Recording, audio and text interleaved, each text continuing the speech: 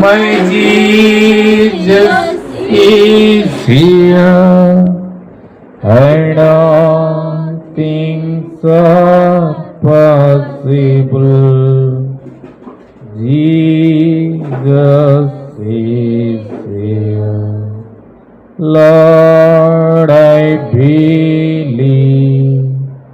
My Lord, I believe, and all things are possible. Lord, I believe. హల్లెలూయా.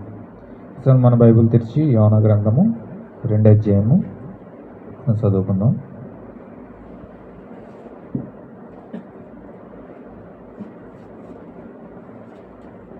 యోనా గ్రంథము 2వ అధ్యాయం మొదటి నుంచి కొన్ని వచనాల నుంచి చదువుతా ఉన్నాను. ఆ మద్యము కడుపులో నుండి యోనా యెహోవాకు ఇలాగూ ప్రార్థించింది. నేను ఉపద్రవములో ఉండి యెహోవాకు మనవి చేయగా ఆయన నాకు ఉత్తరం ఇచ్చాను. పాతాళ గర్భములో నుండి నేను కేకలు వేయగా నీవు నా ప్రార్థన అంగీకరించి ఉన్నావు. నీవు నన్ను అగాధమైన సముద్ర గర్భములో పడవేసి ఉన్నావు. ప్రవాహములు నన్ను చుట్టుకొని ఉన్నవి. నీ తరంగములు నీ కరువులను నన్ను కప్పి ఉన్నవి. నీ సన్నిధిలో నుండి నేను వెలివేయబడినను నీ పరిశుద్ధాలయం తట్టు మరల చూచేదననుకొంటిని. ప్రాణాంతరము వచ్చినంతగా జలములు నన్ను చుట్టుకొని ఉన్నవి. సముద్రగాధము నన్ను ఆవరించున్నది. సముద్ర పునాచు నా తలకు చుట్టుకొని ఉన్నది. నేను మరెన్నటికి ఎక్కి రాకుండా భూమి గడియలు వేయబడి ఉన్నవి. పర్వతముల పునాదులలోనికి నేను దిగి ఉన్నాను. నా దేవా యెహోవా, నీవు నా ప్రాణము కోపములో నుండి పైకి రప్పించి ఉన్నావు. కోపములో నుండి నా ప్రాణము నాలో మూర్ఛిల్లిగా నేను యెహోవాను జ్ఞాపకం చేసుకుంటుని. నీ పరిశుద్ధాలయంలోనికి నీ యొద్దకు నా మనవి వచ్చాను. అసత్యమైన వ్యర్థ దేవతలందు లక్ష్యముంచు వారు తమ కృపాధారములను విసర్జించుదురు. కృతజ్ఞతాస్తుతులు చెల్లించి నేను నీకు బలు నర్పింతును. నేను మ్రొక్కుకొనిన మ్రొక్కుబలను చెల్లింపక మానను. యెహోవా యొద్దనే రక్షణ దొరుకునని ప్రార్థించాను. అంతలో యెహోవా మత్స్యమునకు ఆజ్ఞేయగా అది యోనాను నేల మీద కక్కివేశాను. దేవుడి వాక్యం దీవించునుగాక. చిన్న ప్రార్థన చేసుకుందాం. మహోన్నతుడ, గొప్ప దేవుడ, సర్వోన్నతుడ, సజీవుడ, నీకు వందనములు ప్రభువా. యుగముల బండ నీకు వందనములు. ఇదిగో దేవ, ఈరోజు మాకు ఈ ఉపవాస ప్రార్థన మాకు ఏర్పాటు చేసినందుకు వందనాలు ప్రభువా. దేవ, రేపు ప్రభురాత్రి భోజనము కోసము ఓ దేవ మేము పాదపరిచర్య కోసము దేవ ప్రభు నిజముగా మేము సిద్ధపడడానికి మా హృదయాన్ని సిద్ధపరచుకోవడానికి ఈరోజు మాకు ఈ విధంగా ఏర్పాటు చేసిన ఈ యొక్క ఉపవాస దినమును బట్టి నీకు వందనములు ప్రభువ. మమ్మల్ని మేము సిద్ధపరచుకొని ఉండగా నీ వాక్యము ద్వారా ప్రార్థన ద్వారా ప్రభువ ఓ మమ్మల్ని మేము సిద్ధపరచుకుందాము కాక తండ్రి. దేవ నిజముగా ప్రభువ అనేక అవసరతల కొరకు మా జీవితాలు పానార్పణముగా పోయబడి నీ సన్నిధిలో ప్రార్థించుచుండగా ఓ ఒక ప్రత్యక్షతతో మేము ప్రార్థించడానికి ఓ దేవ నిజముగా నీ వాక్యము చేత ప్రేరేపించబడి ఓ నీ సన్నిధిలో ప్రార్థిస్తూ ఉండగా ఓ ఆ విజ్ఞాపన చేయ ఆత్మ నిజంగా మాలోకి వచ్చి ప్రార్థించును గాక. మేము వాక్యము వెల్లడవుతూ తోడనే నీ విజ్ఞాపన చేయ ఆత్మ మేము ఏమిటికి వచ్చును గాక తండ్రి. ఓ దేవ ఉత్సాహంతో కూడిన ఆ ఉద్యమము ప్రభువ ఓ దేవ నిజముగా ప్రభువ ఉత్తేజము తండ్రి నిజంగా నీ బిడ్డలు పొందుకొందరు గాక ప్రభువ.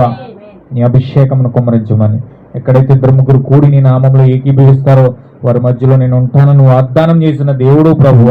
నీ వాగ్దాన ప్రకారంగా మా మధ్యలోకి వచ్చి నీ వాక్యంతో మాతో మాట్లాడమని ఆ ప్రార్థన చేయ ఆత్మ విజ్ఞాపన చేయ ఆత్మ మా పైన కుమ్మరించమని అప్పగించుకుంటూ ప్రభువాని యేసుక్రీస్తు నామంలో ప్రార్థిస్తున్నాను తండ్రి, ఆమేన్. హల్లెలూయా. ప్రభువాని యేసుక్రీస్తు నామంలో ఇప్పుడు వచ్చిన సహోదరి సహోదరులందరికీ నా యొక్క వందనాలు తెలియజేస్తా ఉన్నానండి. అందరికీ వందనాలు. యోనా గ్రంథంలో 2వ అధ్యాయాన్ని మనం చూసాం.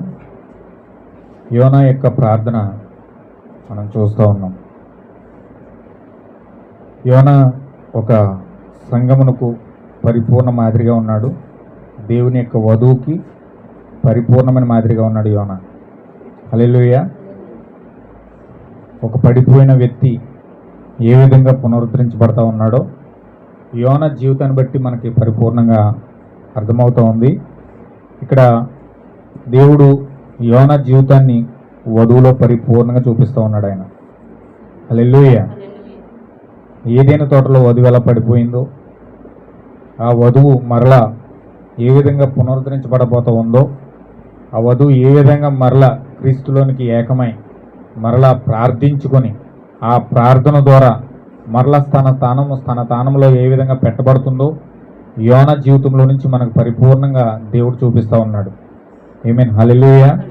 ఖచ్చితంగా యోనా జీవితాన్ని బట్టి మనం ఎన్నో విషయాలు నేర్చుకోవచ్చు. యోనా లోకపరంగా చూస్తే ఒక పాపి కింద, దేవుని మాటని వినని ఒక మూర్ఖుడి కింద, ఆ దేవుని మాటను పట్టించుకోకుండా ఏదో తప్పించుకొని పారిపోతున్నట్లుగా మనకి యోనా గ్రంథం మనకు అర్థమవుతుంది చదివితే. చాలామంది ప్రసంగాలు కూడా చేస్తారు.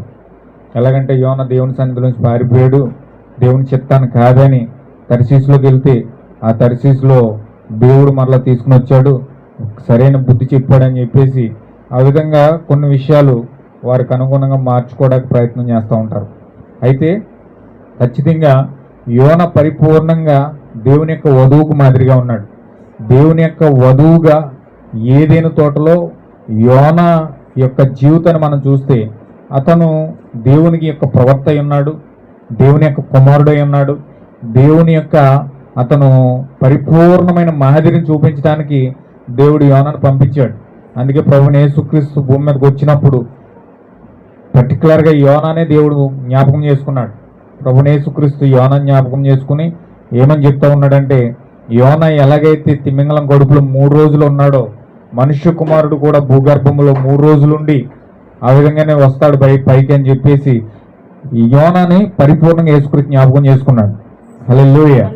ఎందుకంటే యోనా యొక్క పరిపూర్ణమైన జీవితము యేసుక్రీస్తులో కూడా నెరవేర్చబడుతుందని ఆ యేసుక్రీస్తులో ఉన్న వధువు యొక్క పాత్రను కూడా బయటికి తీసుకొస్తా ఉన్నాడు. ఎందుకంటే వధువు యేసుక్రీస్తులో భాగమై ఉన్నది కాబట్టి. హల్లెలూయా.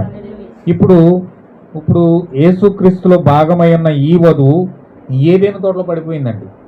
ఏదైనా తోటలో దేవుడు ఒక ప్రణాళిక ప్రకారం ఆయన వాక్యము ద్వారా పోషించబడాలని, వాక్యం ద్వారా ఆమె సిద్ధపరచబడాలని, వాక్యం ద్వారా ఆమె రూపుదాల్చాలని, వాక్యం ద్వారా ఆమె పిల్లల్ని బయటికి తీసుకురావాలని, వాక్యం ద్వారానే సమస్త ప్రణాళిక అంతా ఈ గొర్రెపిల్ల జీవగ్రంథం రాసి దేవుడు ఆ యొక్క ఆదాముకి ఇవ్వడం జరిగింది. హల్లెలూయా. అయితే ఆదాము ఆ యొక్క సంఘము ద్వారా, భార్య ద్వారా మోసగించబడి అతను ఏం చేశాడంటే ఆ యొక్క దేవుని యొక్క స్థానాన్ని కోల్పోయాడు, దేవుని యొక్క చిత్తాన్ని కోల్పోయాడు, దేవుని యొక్క ప్రణాళికను పక్కన పెట్టి, దేవుని యొక్క ప్రాసెస్ను పక్కన పెట్టి అతను తప్పిపోయి బయటకు వస్తున్నట్లుగా మనకు కనబడతా ఉంది. హల్లెలూయా. కానీ ఒక రకంగా ఆదాము తప్పు చేసినట్లుగా కనబడుతుంది. దేవుడు ముద్రలో చెప్తా ఉన్నాడు, ఒక స్త్రీ యొక్క మాట విని ఆదాము పాపం చేసి తన సర్వస్వాన్ని కోల్పోయాడని చెప్పేసి ముద్రలో ఈ దేవుడు మా ప్రవక్త మాట్లాడుతూ ఉన్నాడు. హల్లెలూయా. అయితే ఒక పక్క యేసుక్రీస్తు ఆదాము తప్పు చేసినట్లుగా కనబడుతుంది, ఆదాము పాపం చేసినట్లుగా కనబడుతుంది. ఆదాము తప్పు చేసి ఏదైనా తోటలో ఆ స్త్రీ యొక్క మాట విని ఆమె బయటకు వచ్చేసినట్లుగా మనకు కనబడుతుంది ఒక పక్క. కానీ రెండో పక్క చూస్తే ఆదాము యేసుక్రీస్తు యొక్క పాత్రను పోషిస్తూ ఉన్నాడు. హల్లెలూయా. పడిపోయిన తన భార్యను కాపాడుకోవడం కోసం, తన ఎముకను కాపాడుకోవడం కోసం, తన శరీరాన్ని కాపాడుకోవడం కోసం అతను ఏం చేస్తున్నాడంటే ఆ యొక్క భార్య కోసం తన సొంత ప్రాణాన్ని పెట్టడానికి కూడా ఆదాము వెనుకం చేయలేదు. హల్లెలూయా. నేను చనిపోయినా పర్లేదు, పాపంలో పడిపోయినా పర్లేదు, నేను నా భార్యను కాపాడుకోవాలి, నేను నా భార్యను కాపాడుకోవాలని చెప్పేసి అతను ఏం చేశాడంటే ఆ పాపంలో అడుగుపెట్టి, భార్య ఏ పాపంలో అయితే పడిపోయిందో ఆ పాపంలో ఆదాము కూడా అడుగుపెట్టి తన భార్యను దేవుని యొక్క ఆ యొక్క శ్రమ నుంచి, ఆ తీర్పు నుంచి తన భార్యను కాపాడుకోగలిగాడు. హల్లెలూయా. సేమ్ యాజ్ ఇట్ ఈస్ గా ప్రభువైన యేసుక్రీస్తు కూడా కల్వరి శిలువలో ఆ విధంగానే ఆయన కూడా పాపం లేనివాడు, ఏ మాత్రం కూడా ఎటువంటి మచ్చ డాగు కానీ లేనివాడై ఉండి ఆయన కల్వరి శిలువలో తన బిడ్డలను, తన భార్యను కాపాడుకోవడం కోసం ఆయన ఈ లోకంలోకి అడుగుపెట్టి, పాపంలోకి అడుగుపెట్టి ఆయన తన సొంత ప్రాణాన్ని పెట్టి నిన్ను నన్ను కాపాడడానికి ఆయన వెనుకం చేయలేదు. ఆమేన్. హల్లెలూయా. సేమ్ ఏదైనా తోటలో ఆదాము చేసిన ప్రాసెస్సే ప్రభువైన యేసుక్రీస్తు కల్వరిలో చేస్తూ ఉన్నాడు. హల్లెలూయా. ఆయన తన భార్యని ఏ విధంగా కాపాడుకోవడానికి పరిశుద్ధుడైన పాపంలోకి అడుగు పెట్టాడో యేసుక్రీస్తు కూడా ఆ విధంగానే పరిశుద్ధుడై ఉండి పాపంలో అడుగుపెట్టాడు. హల్లెలూయా. ఒక పక్క చూస్తే ఆదాంలో దైవత్వం కనపడతా ఉంది, ఒక పక్క చూస్తే ముద్రలు ఎప్పుబడిన తర్వాత, 7వ ముద్ర ఎప్పుబడిన తర్వాత ఎప్పుడైతే దేవుడు ఆ దైవత్వం తెరిచాడో ఆదాంలో ఉన్న దైవత్వం చూడగలుగుతున్నాం. హల్లెలూయా. అయితే ఇక్కడ ఆ ముద్రలు తెరవకముందు అయితే ఆదాం తప్పు చేసినట్లుగా కనపడుతుంది, ఆదాము పాపం చేసినట్లుగా కనపడుతుంది. ఆదాము దేవుని యొక్క చిత్తాన్ని పక్కన పెట్టి తన యొక్క భార్య కోసం అతను కూడా ప్రేరేపించబడి పాపంలో పడిపోయాడు అన్నట్టుగా కనపడుతూ ఉంది. కానీ ఎప్పుడైతే ముద్రలు తెరవబడ్డాయో, ఎప్పుడైతే దేవుడు ఆ దైవత్వం తెరిచాడో, ఎప్పుడైతే ఆ యొక్క 7వ ముద్ర తెరిచాడో దేవుడు ఆ ఆదాములో ఉన్న దైవత్వం బయటికి తీసుకొస్తా ఉన్నాడు. ఆమేన్. హల్లెలూయా. ఆ విధంగానే ఇప్పటి వరకు యోనాని ప్రజలందరూ కూడా, డినామినేషన్స్ అన్నీ కూడా, లోకమందయ్య కూడా అతను దేవుని చిత్తాన్ని పక్కన పెట్టేసి, దేవుని యొక్క కార్యక్రమాన్ని పక్కన పెట్టేసి, దేవుని యొక్క మాటను త్రోసేసి అతను ఏదో తన సొంత చిత్తం చెప్పున తరిసి వాళ్ళకి వెళ్ళిపోతున్నట్లుగా మనకు కనబడతా ఉంది. కానీ ఎప్పుడైతే ముద్రలు తెరవబడ్డాయో, 7th సీల్ ఎప్పుడైతే ఓపెన్ అయిందో, దేవుడు ప్రవక్త ద్వారా ఎప్పుడైతే వాక్యాన్ని తెరిచాడో ఆ యోనాలో ఉన్న దైవత్వాన్ని కళ్ళు కద్దినట్లుగా దేవుడు మనకు చూపిస్తా ఉన్నాడు. ఆమేన్. హల్లెలూయా. యోనా దేవుడు ఒక ప్రవక్తగా ఎన్నుకున్నాడు, ఒక మనుష్య కుమారుడిగా ఎన్నుకున్నాడు, పరిపూర్ణ ప్రవక్తకు ఒక మాదిరిగా ఉన్నాడు. అతను సాక్షాత్తు దేవుని కుమారుడై ఉన్నాడు. హల్లెలూయా. కానీ అతనికి పరిశుద్ధాత్మ లేదు. యోనాకి పరిశుద్ధాత్మ లేదండి. యోనాకి క్రొత్త జన్మ లేదు. యోనాకి పరిశుద్ధాత్మ బాప్టిజం లేదు. యోనాకి దేవుని యొక్క కార్యమంతయు పొందుకోవడానికి తగిన అర్హత లేదు. కానీ అతను పాపిగా ఉన్నాడు, అతను లోకంలో తిరుగుతూ ఉన్నాడు, లోక కార్యాలు అతనిలో ఉన్నాయి. ఆ జన్మ పాపం అతనిలో ఉంది. భయంకరమైన లోక చెత్తనంతా కూడా అతనిలో పెట్టుకుని ఆ జన్మ తరహా పాపంలోనే పుట్టిన వ్యక్తి అతను. కానీ అతను పుట్టక ముందే గొర్రెపిల్ల జీవగ్రంథంలో అతని పేరుందండి. హల్లెలూయా. పాపిగానే ఉన్నాడు, పాపాలు చేస్తూనే ఉన్నాడు, జన్మ తరహా పాపంతోనే పుట్టాడు. అతనిలోని అసూయ ఉంది, అతనిలోని ద్వేషం ఉంది, అతనిలోని పగ ఉంది, సమస్త లోక కార్యాలన్నీ కూడా అతనిలో ఇముడున్నాయి. కానీ అతను దేవుని కుమారుడై ఉన్నాడని. హల్లెలూయా. జగత్పునాది వేయబడక ముందు తన సొంత హస్తాలతో తన సొంత రక్తము చేత ఒక ఆయన పేరు లిఖించుకున్నాడు ఆయన గ్రంథంలో. హల్లెలూయా. అయితే దేవదూతలు ఈ భూమి ప్రపంచం పుట్టక ముందే దేవదూతలు అక్కడ పాడుతూ ఉన్నప్పుడు, అక్కడ దేవుని దూతలు ఆరాధిస్తూ ఉన్నప్పుడు, అక్కడ దేవుని కుమారులు కూడా జయధ్వనులు చేస్తున్నప్పుడు యోనా కూడా అందులో ఉన్నాడు. హల్లెలూయా. ఆయన ఒక పరిశుద్ధుడై ఉన్నాడు, దేవుని కుమారుడై ఉన్నాడు, దేవునిలో భాగమై ఉన్నాడని. ఇంకా పూర్తిగా చెప్పాలంటే ఆయన దేవుని యొక్క శరీరంలో శరీరమై ఉన్నాడు, దేవుని వాక్యంలో వాక్యమై ఉన్నాడు, దేవుని యొక్క మాంసంలో మాంసమై ఉన్నాడు, దేవుని తలంపుల్లో తలంపై ఉన్నాడు. హల్లెలూయా. కానీ అతను ఈ భూ సంబంధంగా పాపము చేసి ఏదేను తోటలో ఆదాం ఎప్పుడైతే పాపం చేశాడో ఆ పాపం చేసిన ఆ తరహాలోనే ఈ యొక్క యోనా కూడా వచ్చాడు. కాబట్టి అతను కూడా పాపి అయి భూమి మీద తిరుగుతూ ఉన్నాడు. హల్లెలూయా.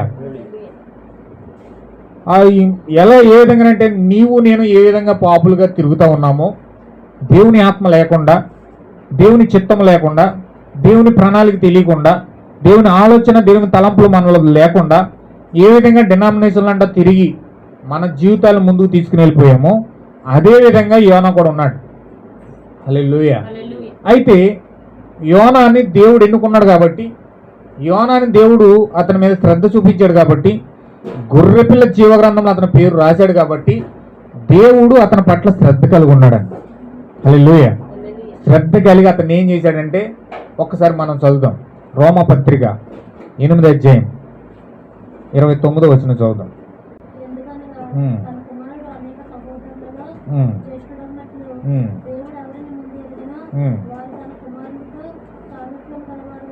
అగుటకు నిర్ణయించాను.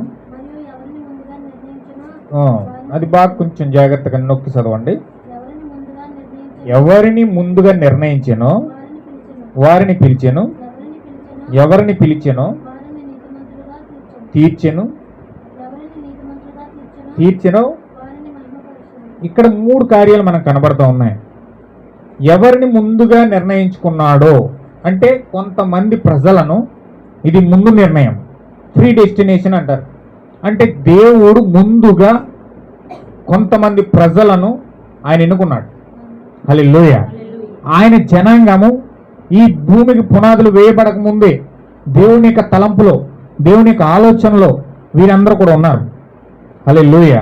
వీళ్ళందరినీ కూడా ఒక జనాభాని, దేవుడు ఒక జనాంగాన్ని దేవుడు ఎన్నుకున్నాడు, ముందుగా నిర్ణయించుకున్నాడు. వీళ్ళందరినీ కూడా నిర్ణయించుకున్నాడు. వీళ్ళు భూమి మీదకి రావాలి, వీళ్ళు ఈ విధంగా ఉండాలి, వీళ్ళు ఈ విధంగా మారాలి, వీళ్ళ తర్వాత వీళ్ళు ఈ విధంగా ఉంటారు. వీళ్ళ భవిష్యత్ అంతా కూడా ఆది నుంచి అంతం వరకు కూడా దేవుడు పూర్తిగా వారు ఏ విధంగా ఉండబోతా ఉన్నారు, ఏ విధంగా రక్షించబడబోతా ఉన్నారు, ఏ విధంగా విమోచించబడబోతా ఉన్నారు, ఏ విధంగా వారు మహిమ పరచబడి దేవుని యొక్క రాజ్యంలోకి వెళ్తా ఉన్నారు, దేవుడు వారి కోసం పూర్తి ప్రణాళిక అంతా కలిగి ఉన్నాడు. హల్లెలూయా. వీరిని ముందుగా నిర్ణయించుకున్నాడు, ఒక జనాంగాన్ని నిర్ణయించుకుని ఇప్పుడు ఆ జనాంగాన్ని కోసం మాట్లాడుతూ ఉన్నాడు. ఇప్పుడు ఆ జనాంగాన్ని నిర్ణయించుకుని దేవుడు ఏం చేస్తున్నాడంటే ఎవరినైతే ముందుగా నిర్ణయించాడో వారిని మాత్రమే దేవుడు పిలుస్తూ ఉన్నాడు. హల్లెలూయా. ప్రతి ఒక్కరిని పిలవట్లేదు కానీ దేవుని దగ్గరికి, ప్రతి అందరినీ కూడా లొంగపెట్టి అందరూ వచ్చేయని చెప్పట్లేదు కానీ దేవుడు ఎవరినైతే నిర్ణయించుకున్నాడో వారిని మాత్రమే పేరు పెట్టి పిలుస్తూ ఉన్నాడు. అందుకే యెషయా గ్రంథంలో చెప్తా ఉన్నాడు, నేను నిన్ను పేరు పెట్టి పిలిచి ఉన్నాను అంటున్నాడు. ఆమేన్. హల్లెలూయా. ఆయన పేరు పెట్టి తన సొంత జనాంగాన్ని పిలుస్తూ ఉన్నాడు.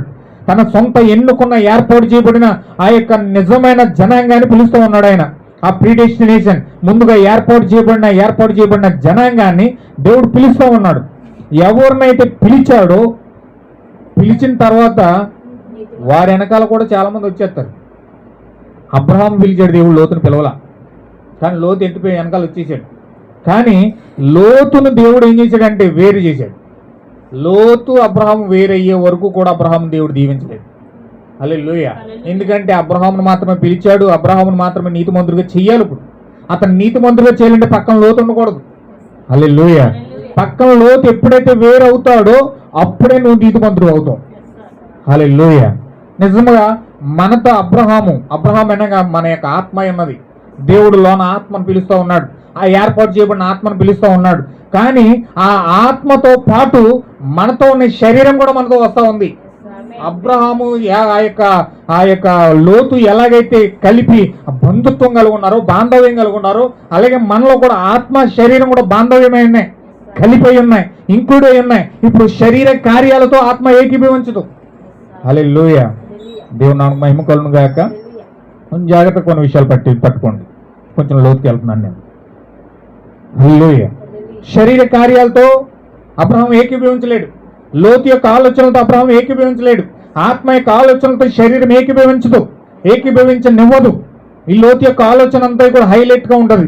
లోక సంబంధమైన ఆలోచనలన్నీ ఉంటాయి, లోక సంబంధమైన కార్యాలన్నీ ఉంటాయి, లోక సంబంధమైన డెవలప్మెంట్ అంతా కోరుకుంటుంది, లోక సంబంధమైన ఆస్తి ఐశ్వర్యాలన్నీ కోరుకుంటూ ఉంటుంది, సుఖం కోరుకుంటూ ఉంటుంది. అంతా కూడా లోక సంబంధమైన దానిని ఈ యొక్క శరీరం ఆశిస్తూ ఉంటుందండి. హల్లెలూయా.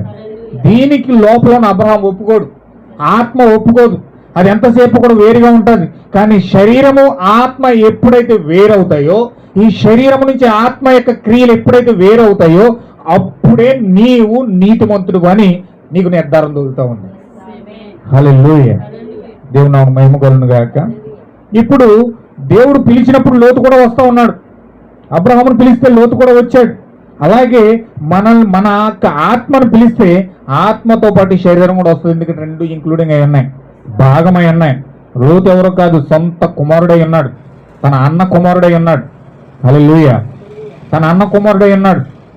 ఆ అన్న కుమారుడు ఎవరో కాదు, మన అన్న సొంత అన్న ఎవరో కాదు, సాతానై ఉన్నాడు. హల్లెలూయా. ఆ సొంత అన్న ఎవరో కాదు, మన జ్యేష్ఠ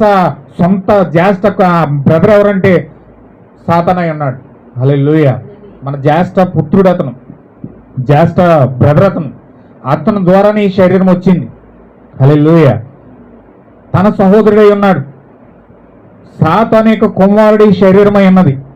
అయితే దీన్ని ఆశ్రయంగా చేసుకుని మనం ముందుకు వెళ్ళవలసి వస్తుంది.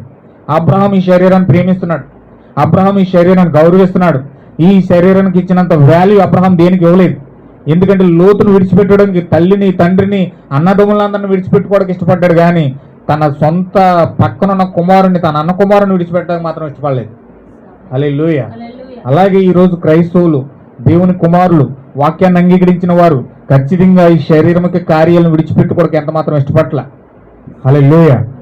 అయితే దీన్ని విడిచిపెట్టే ఒకనొక దినం వస్తుంది. దీన్ని విడిచిపెట్టడానికి ఆ శరీరంలోనే రకరకాల గొడవలు సృష్టించే విధానంగా దేవుడు సృష్టించబోతా ఉన్నాడు. హల్లెలూయా. ఈ శరీరంలో రకరకాల గొడవలు వస్తాయి. గొడవలు అంటే వ్యాధులు, భయంకరమైన ఆటుపోట్లు, భయంకరమైన కార్యాలన్నీ మీద పడేసి దేవుడు ఈ శరీర కార్యాల మీద ఆధారపడకుండా దేవుడి మీద ఆధారపడినట్లుగా దేవుడు చేస్తాడు. హల్లెలూయా. ఈ శరీరం వెంట పోయినంతసేపు కూడా ఏం కాకుండానే ఉంటుంటుంది. అబ్రహాము లోతు చక్కగా కలిసి ఉన్నట్టే ఉంటుంది. కానీ దేవుడు ఏదో ఒక సమయం తీసుకొస్తాడు, ఏదో భయంకరమైన కార్యం పట్టుకొచ్చి మీద పడేస్తాడు. అప్పుడు మనకు అర్థమవుతుంది, ఇప్పుడు ఖచ్చితంగా లోతు నుంచి వేరయ్యే సమయం వచ్చింది. అబ్రహాంకి అప్పుడు అర్థమైంది. ఎప్పుడైతే లోతు అబ్రహాం గొర్రెల కాపర్లకు ఎప్పుడైతే గొడవ వచ్చిందో అబ్రహాంకి అప్పుడు అర్థమైంది.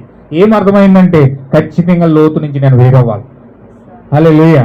లోతుతో మాట్లాడుతున్నాడు. ఏమనంటే, లోతు నువ్వు ఈ ప్రపంచం అంతా చూడు, మొత్తం నీ చుట్టుపక్కల చూడు, తూర్పు చూడు, ఉత్తరం చూడు, దక్షిణ చూడు, పడమర చూడు, ఏ పక్క నీకు నచ్చుతుందో ఆ పక్కకు నువ్వు వెళ్ళు. నీకు ఇష్టమైన నచ్చిన చోటకు వెళ్ళిపో.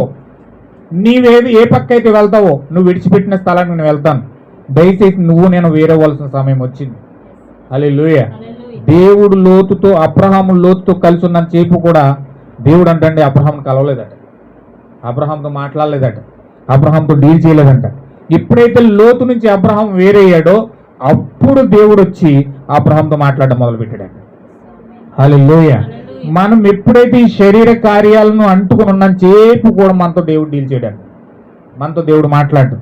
ఎప్పుడైతే ఈ శరీర కార్యాల నుంచి ఎప్పుడైతే బయటకు వస్తామో, వాటిని ఎప్పుడైతే పక్కన పెడతామో అప్పుడు ఆత్మలోకి దేవుడు వచ్చి మాట్లాడడం మొదలు పెడతాడు. హల్లెలూయా. చూడండి, ఇక్కడ ఆయన ఎవరినైతే ముందుగా ఏర్పాటు చేసుకున్నాడో వారిని పిలిచాడు. ఆ పిలిచిన వ్యక్తులను ఏం చేస్తున్నాడంటే దేవుడు నీతిమంతులుగా చేస్తా ఉన్నాడు. ఆ నీతిమంతులుగా చేసిన వ్యక్తులనే మరలా దేవుడు మహిమపరుస్తున్నాడు. అలా ఇక్కడికి 3 కార్యాలు కనపడుతున్నాయి.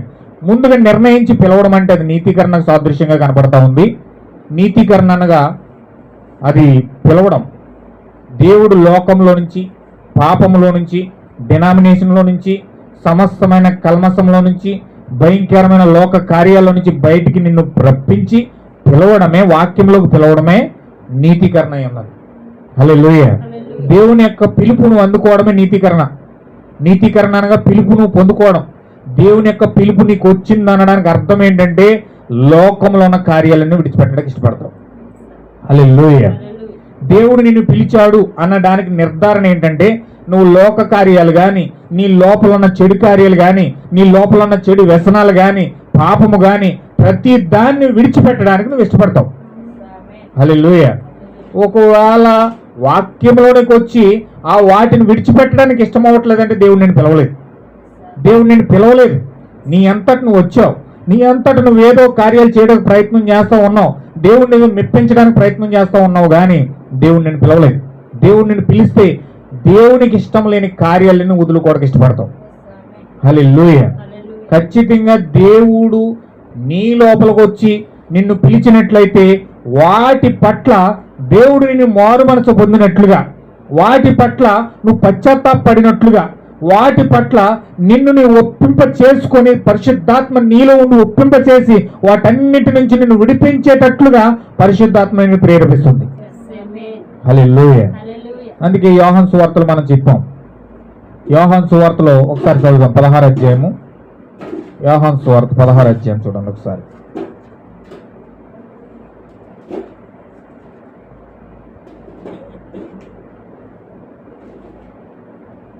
16:6.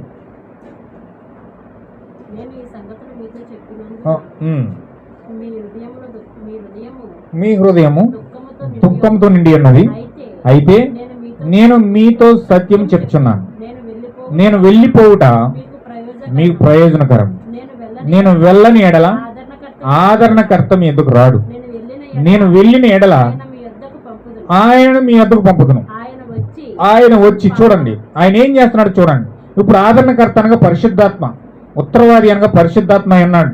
ఇప్పుడు దేవుడు పరిశుద్ధాత్మ యేసుక్రీస్తుగా భూమి మీదకి వచ్చి ఆయన ఈ మాట పలుకుతూ ఉన్నాడు. ఇప్పుడు ఆయన ఆరోహణం అవుతేనే గాని, పరలోకంలోకి ఎక్కిపోతేనే గాని, ఆ యొక్క దేవుని యొక్క కుడి పార్శ్వమున ఆయనకు ఆసీనుడు అవుతేనే గాని పరిశుద్ధాత్మ భూమిపైకి రాదు. ఆయన భూమిపైకి వచ్చిన తర్వాత ఆయన చేసే కార్యాలు చూడండి. ఆయన వచ్చి నీ దేవుడు ఎప్పుడైతే నీ హృదయంలోకి వచ్చాడో పరిశుద్ధాత్మగా, మొట్టమొదటిగా చేసే పని ఏంటంటే నీలో పాపమును గూర్చి, నీతిని గూర్చి, తీర్పును గూర్చి లోకమును ఒప్పుకొనప చేయను. పాపం అంటే శరీరము, నీతి అంటే వాక్యము, తీర్పు అంటే భయంకరంగా నీకొచ్చే ఆ భయంకరమైన నీతిని గూర్చి, పాపమును గూర్చి వచ్చే తీర్పులను, ఇవన్నిటిని గూర్చి పరిశుద్ధాత్మ నిన్ను ఒప్పింపజేస్తాడు. హల్లెలూయా. నువ్వు పరిశుద్ధాత్మ పొందుకుంటే, ఖచ్చితంగా నీ హృదయంలో పరిశుద్ధాత్మ వస్తే, దేవుడు నీలోకి వస్తే, నువ్వు మారు మనసు కనుక పొందుకుంటే ఖచ్చితంగా నువ్వు పాపమును గూర్చియో, నీతిని గూర్చియో, తీర్పును గూర్చియో నువ్వు ఒప్పుకోవడం స్టార్ట్ చేస్తావు. పరిశుద్ధాత్మ నీలో ఉండి ఒప్పింపజేస్తుంది. ఖచ్చితంగా లోకులు నా యందు విశ్వాసం ఉంచలేదు గనుక పాపమును గూర్చియు, నేను తండ్రి వద్దకు వెళ్ళటం వలన మీరిక నన్ను చూడరు గనుక నీతిని గూర్చియు, ఈ లోకాధికారి తీర్పు పొందుచున్నాడు గనుక తీర్పును గూర్చి ఒప్పుకొన చేయను. హల్లెలూయా. ఆయన ఎంతగా వివరిస్తున్నాడో చూడండి. లోకుల కోసం తండ్రి వద్దకు ఆయన వెళ్ళటం వలన నీతిని కోసం, లోకాధికారి తీర్పు పొందటం వలన తీర్పు కోసం, ఈ విషయాలన్నీ కూడా 3 భాగాలుగా పరిశుద్ధాత్మ వివరిస్తూ ఉంది. హల్లెలూయా. నేను మీతో అనేకమైన విషయాలు చెప్పాలి, అనేక సంగతులు కలవు, కానీ మీరు వాటిని సహించలేరు. అయితే సత్య స్వరూపైన ఆత్మ వచ్చినప్పుడు మిమ్మల్ని సర్వ సత్యములోనికి నడిపించును. ఆయన తనంతట తానే ఏమీ కూడా బోధించకుండా వేటిని వినునో వాటిని బోధించి సంభవింపబో సంగతులను మీకు తెలియజేయును. హల్లెలూయా. ఇప్పుడు పరిశుద్ధాత్మ ఎప్పుడైతే నీలోకి వచ్చిందో ఖచ్చితంగా నువ్వు మారు మనసు పొందుకుంటావు. మారు మనసు అంటే అర్థం ఏంటంటే, దేవుని యొక్క పిలుపు. దేవుని యొక్క పిలుపు ఎప్పుడైతే నువ్వు విన్నావో వెంటనే నువ్వు పాపమును గురించి చెప్పుకుంటావు, నీతిని గురించి చెప్పుకుంటావు, తీర్పును గురించి చెప్పుకుంటావు. నీ మీదకి ఏం తీర్పులు రాబోతున్నాయో నీకు తెలుస్తుంది. నీతి అనగా వాక్యం, ఎలాంటి వాక్యాన్ని నువ్వు పొందుకోవాలో తెలుస్తుంది. ఎలాంటి పాపం, ఆది పాపం నీలో ఉన్నదో అదంతా కూడా నీకు తెలుస్తుంది. నీ పాపము కాకుండా ఆదాములో జరిగిన పాపము కోసం కూడా ప్రతీది కూడా ఒప్పుకోవడానికి ప్రయత్నం చేస్తూ ఉంటావు. హల్లెలూయా. నువ్వు నిజమైన మారు మనసు పొందావని అర్థం ఇది. నువ్వు నిజంగా మారు మనసు పొందితే నీలో పాపమును గూర్చి, నీతిని గూర్చి, తీర్పును గూర్చి ఒప్పుకుంటావు. ఖచ్చితంగా సత్యస్వరూపిన ఆత్మ నీలోకి వచ్చి సంభవింపు సంగతులు కూడా పరిపూర్ణంగా తెలియజేస్తూ ఉంది. హల్లెలూయా. ఖచ్చితంగా మారు మనసు అని అర్థం పిలుపది. దేవుడు ఎవరినైతే పిలిచాడో వారిని లోపలికి ఎప్పుడైతే పిలిచాడో వారిలో పశ్చాత్తాపం స్టార్ట్ అవుతుందండి. వారిలో మా మహోన్నతమైన వాక్యం పొందుకోవడానికి వారు ఆసక్తి చూపిస్తూ ఉంటారు. దేవుడికి ఇష్టం లేని కార్యం చేయడానికి ఇష్టపడరు. ఆ శరీర సంబంధమైన కార్యాలతో కలవడానికి ఇష్టపడరు. ఎంతసేపు వాళ్ళు ఎంతసేపు కూడా వారు ఒప్పుకోవడానికి ప్రయత్నం చేస్తారు, పశ్చాత్తాపడడానికి ప్రయత్నం చేస్తారు. ఎందుకంటే దేవుని యొక్క పిలుపు వాళ్ళకి వచ్చిందని. హల్లెలూయా. వీళ్ళు ఎప్పుడైతే ఒప్పుకుంటున్నారని అర్థం ఏంటంటే వారు నీతీకరణ ద్వారా శుద్ధీకరించబడుతున్నారని అర్థమవుతుంది. హల్లెలూయా. అంటే వీరు శుద్ధీకరించబడుతున్నారంటే ఒప్పుకొనబడిన పాపము కడిగివేయబడతా ఉంది. హల్లెలూయా. శుద్ధీకరణ అంటే అర్థం ఏంటండి? ఒప్పుకొనిన పాపము శుద్ధీకరించబడుతుంది, అంటే తుడిచివేయబడతా ఉంది. నువ్వేదైతే ఒప్పుకుంటున్నావో నీ పక్షాన మధ్యవర్తిగా ఆ యొక్క మనుష్య కుమారుడు, దేవుని కుమారుడు, ఆయన 3 కుమారుల నామంలో వస్తూ ఉన్నాడు ఆయన. హల్లెలూయా. జాగ్రత్తగా మీరు వినండి. 3 కుమారుల నామంలో వస్తూ ఉన్నాడు ఆయన. మనుష్య కుమారుడుగా, దేవుని కుమారుడుగా, దావీదు కుమారుడుగా 3 కుమారులుగా వచ్చాడు ఆయన. మనుష్య కుమారుడుగా 2000 సంవత్సరాల క్రితం వచ్చాడు ఆయన. దావీదు కుమారుడుగా సంఘకాలాలు మొదలుపెట్టి ఎత్తబడే వరకు ఆయన దేవుని కుమారుడుగా ఉంటున్నాడు. దావీదు కుమారుడుగా 1000 ఏళ్ల పరిపాలనలో ఉంటున్నాడు. హల్లెలూయా. ఇప్పుడు ఆయన మనుష్య కుమారుడు పాత్ర అయిపోయింది. మనుష్య కుమారుడుగా ఆయన మాట్లాడలే, మనుష్య కుమారుడుగా ఆయన ఇప్పుడు భూమి మీద సంచారం చేయట్లే. ఇప్పుడు ఎలా సంచారం చేస్తున్నాడు అంటే దేవుని కుమారుడుగా సంచారం చేస్తూ ఉన్నాడు. హల్లెలూయా. దేవుని కుమారుడు అనే అర్థం ఏంటంటే అతను మధ్యవర్తి, దేవునికి మానవునికి మధ్యవర్తిత్వం చేయవాడు. ఇప్పుడు ఆయన మధ్యవర్తిత్వం చేస్తూ ఉన్నాడు. నీ కోసం నా కోసం మధ్యవర్తిత్వం చేస్తున్నాడు. ప్రధాన యాజకత్వం చేస్తూ ఉన్నాడు. జ్యేష్ఠ కుమారుడిగా ఆయన ఏం చేస్తున్నాడంటే ప్రధాన యాజకత్వం చేస్తా ఉన్నాడు. హల్లెలూయా. ఇప్పుడు నువ్వు ఎప్పుడైతే పిలువబడి దేవుని కుమారులు ఎప్పుడైతే లోపలకు పిలువబడి వారి పాపాన్ని ఒప్పుకుంటా ఉన్నారో, వారి పాపానికి పశ్చాత్తాపడతా ఉన్నారో, నీకును దేవునికి జ్యేష్ఠ కుమారుడైన దేవుని కుమారుడు మధ్యలో ఉండి దేవునికి మానవునికి మధ్యవర్తిత్వం చేస్తా ఉన్నాడు. హల్లెలూయా. అందుకే దేవుడు మధ్యవర్తిత్వం ఒక మెసేజ్ బోధించాడు. ముద్రలకి సామాన్యతకు మధ్యలో ఎడమ అనే మెసేజ్ బోధించాడు. హల్లెలూయా. ఆ ఎడమ అనేది పరిపూర్ణ మధ్యవర్తిత్వం అండి. ఆ మధ్యవర్తిత్వమే దేవుడు ఆ యొక్క సామాన్యతకి ముద్రలు అనగా యేసుక్రీస్తు అయి ఉన్నాడు. సామాన్యత అంటే ప్రజలై ఉన్నారు. ఈ ఎడమ ఎందుకు పెట్టాడంటే ఆయనే దేవుని కుమారుడు అయి ఉన్నాడు. హల్లెలూయా. ఇప్పుడు ఆ దేవుని కుమారుడుగా ఆయన ఏం చేస్తున్నాడు? ముద్రలకి సామాన్యతకు మధ్యలో మధ్యవర్తిత్వం చేస్తున్నాడు. అంటే నీకు నాకు మధ్యలో దేవుడు మధ్యవర్తిగా ఉన్నాడు, మధ్యవర్తిత్వం చేస్తున్నాడు. నువ్వు ఎప్పుడైతే ఇక్కడ పాపం కోసం ఒప్పుకున్నావో, ఎప్పుడైతే ఇక్కడ నువ్వు అడుగుతున్నావో, నీ అవసరత అడుగుతున్నావో, నీ కోరిక అడుగుతున్నావో, నీ చిత్తమేంటి అడుగుతున్నావో, నీ వ్యసనాలను వదులుకోవడానికి అడుగుతున్నావో, వేరే వ్యక్తి బాగుపడాలని రక్షించబడాలని అడుగుతున్నావో, ఇవన్నీ కూడా దేవుని సన్నిధిని మోసుకు వెళ్ళడానికి నీకు నాకు మధ్యలో గొప్ప మధ్యవర్తిగా ప్రభువు యేసుక్రీస్తు నిలబడ్డాడు. హల్లెలూయా. ఖచ్చితంగా ఇప్పుడు ఆయన మధ్యవర్తిగా మన మధ్యలో ఉన్నాడు. ఆయన గొప్ప మధ్యవర్తిత్వం చేస్తా ఉన్నాడండి. ఆయన నీకు నాకు మధ్యవర్తిగా నిలబడి ఆ సంకల్పాన్ని నీకు పట్ల వేసిన జగత్పునాదు వేయబడక ముందు వేసిన ప్రణాళిక అంతయు కూడా నువ్వు ఎప్పుడైతే మోకాళ్ళ మీద ఉండి దేవుడు పశ్చాత్తాపడి ప్రార్థించి ఎప్పుడైతే నువ్వు అడుగుతా ఉన్నావో, నీ ప్రార్థన అంతా దోపవలే మోసుకెళ్ళిపోవడానికి దూతలు కాదు కానీ సాక్షాత్తు ప్రభువు యేసుక్రీస్తు నిలబడ్డాడు. హల్లెలూయా. ఇప్పుడు ఆయన ఎప్పుడైతే నీలోకి వచ్చాడో నీ పాపాన్ని మోసుకెళ్ళిపోతున్నాడు, నీ శాపాన్ని మోసుకెళ్ళిపోతున్నాడు, నీ యొక్క పరిపూర్ణమైన సమస్తాన్ని మోసుకుని వెళ్ళి మరుపనే సముద్రంలో విసిరివేసి ఏ విధంగా మధ్యవర్తిత్వం చేస్తున్నాడు తెలుసా?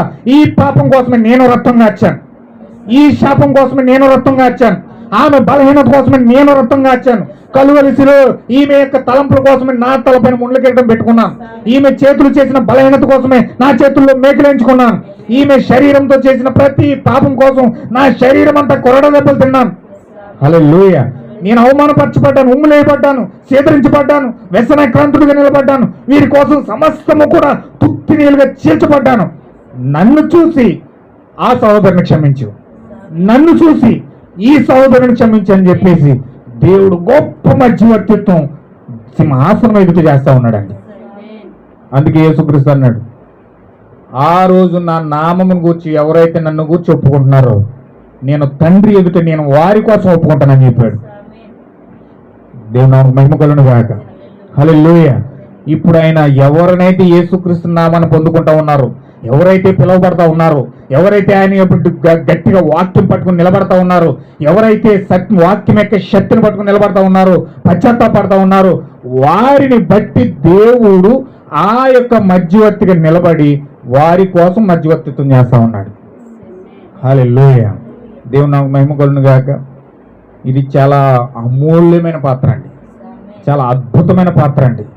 దేవుడు ఒక పనికిరాని పాత్ర కోసం, ఎందుకు ఉపయోగపడాలని పాత్ర కోసం, పందిలాగా తాగి భయంకరంగా లోకంలో తిరుగుతున్న మన దుర్భరమైన జీవితాల కోసం ఒక పరలోకపు దేవుడు ప్రధాన యాజకుడిగా భూమి మీదకి వచ్చి నిన్ను నన్ను ఆ పాపమునంతా క్షమించి, ఆ పాపమునంతా కడిగి, ఆ ఒప్పుకొన చేసిన ప్రతి పాపాన్నంతా తుడిచివేసి, ఆ మరుపనే సముద్రంలో విసిరివేసి పరిశుద్ధుడిగా చేసి నీ కోసం నా కోసం ఆ గొప్ప మహోన్నతమైన సింహాసనం ముందు, తీర్పు సింహాసనం ముందు ఆయన ఒక కృపా సింహాసనం మీద కూర్చుని మన కోసం ఆయన ప్రధాన యాజకత్వం మధ్యవర్తిత్వం చేస్తా ఉన్నాడంటే ఎంత అమూల్యమైన భాగం అండి ఇది, ఎంత అద్భుతమైన కృప అండి ఇది.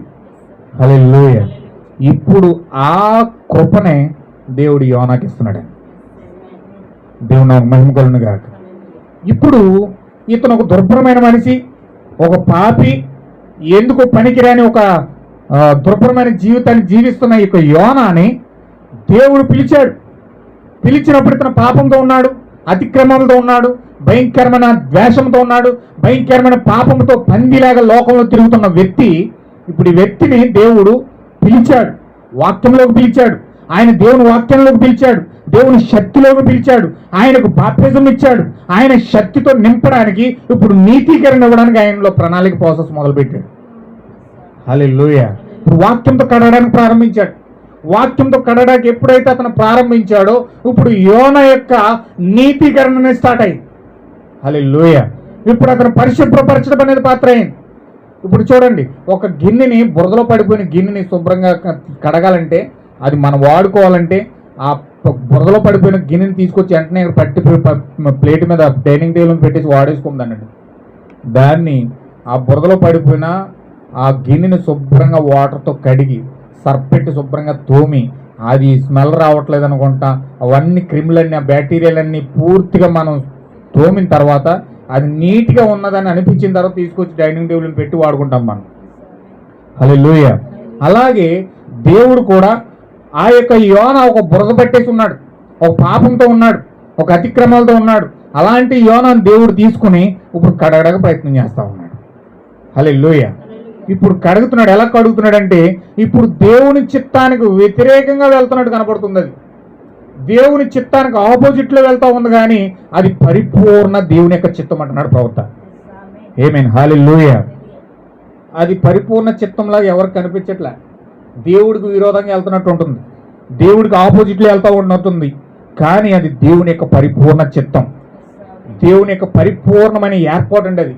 దేవుడు ఎప్పుడైతే యోనాను వెళ్ళమని చెప్పాడో అతను డైరెక్ట్గా వెళ్ళి సేవ చేసేయడానికి బదులుగా డైరెక్ట్గా వెళ్ళి ఆ యొక్క భయంకరమైన ఆ నినివే పట్టణానికి సువార్త ప్రకటించడానికి బదులుగా యోనాకు అర్థమైంది, ఖచ్చితంగా నేను నీతీకరణ పొందుకోవాలి, ఖచ్చితంగా నేను శుద్ధీకరణ పొందుకోవాలి, ఖచ్చితంగా నేను పరిశుద్ధాత్మ బాప్తిజం పొందుకోవాలి, అప్పుడు మాత్రమే నేను సువార్తకు యోగ్యుని అవుతాను అని ఎప్పుడైతే యోనాకు అర్థమైందో వెంటనే యోన డైరెక్ట్గా వెళ్ళి దేవుని స్థానాలకు, దేవుని నినివే పట్టణంలో ఉన్న దేవుని స్థానంలోకి వెళ్ళడానికి బదులుగా వెళ్ళి తర్షీసు వాడెక్కాడు. హల్లెలూయా.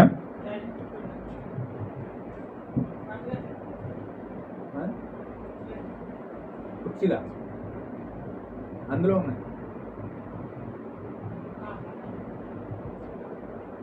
కుర్చీలు, అందులోనే తీసుకోండి. హల్లెలూయా. దేవుని నామమునకు మహిమ కలుగును గాక. ఇప్పుడు తర్షీసు వాడు ఎప్పుడైతే ఎక్కాడో ఆ తర్షీసు అనేది లోకస్తులు ఉండే ప్లేస్. అది ఆ తర్షీసు అనేది భయంకరమైన విగ్రహములు ఉండే ప్లేస్. అది విగ్రహాలను ఆరాధించే ఆరాధికులు అక్కడ ఉన్నారు. ఆ తర్షీసు అనగా అతను ఎక్కడికి వెళ్ళాడంటే, తర్షీసు ఓడనగా శరీరం అంటున్నాడు ప్రవక్త. అంటే ఈ శరీరాన్ని కడుక్కోవడానికి శరీరం శుద్ధీకరించబడితేనే కానీ నేను సువార్తకు యోగ్యుని కాదు. హల్లెలూయా. దేవుని నామమునకు మహిమ కలుగును గాక. కొన్ని విషయాలు మనం చూద్దాం. యోన ఆ శరీరం విషయంలో శ్రద్ధ కలిగి ఉన్నాడు. ఈ శరీరం విషయంలో నేను శుద్ధీకరించబడితేనే కానీ నేను సువార్తకు యోగ్యుని కాదని దృష్టి ఎక్కడ పెట్టాడంటే పూర్తిగా శరీరం మీద పెట్టాడు. హల్లెలూయా. ఇప్పుడు అతను ఏం చేస్తున్నాడంటే ఆ శరీరం యొక్క అట్టడుగు భాగానికి వెళ్ళిపోయాడు. ఆ శరీరం యొక్క అట్టడుగు భాగానికి వెళ్ళిపోయి అక్కడ శుభ్రంగా నిద్రపోవడం మొదలుపెట్టాడు. హల్లెలూయా.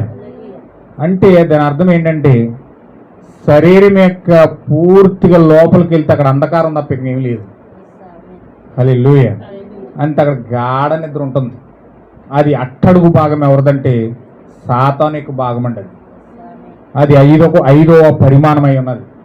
అది గట్టిగా బిలామై ఉన్నది.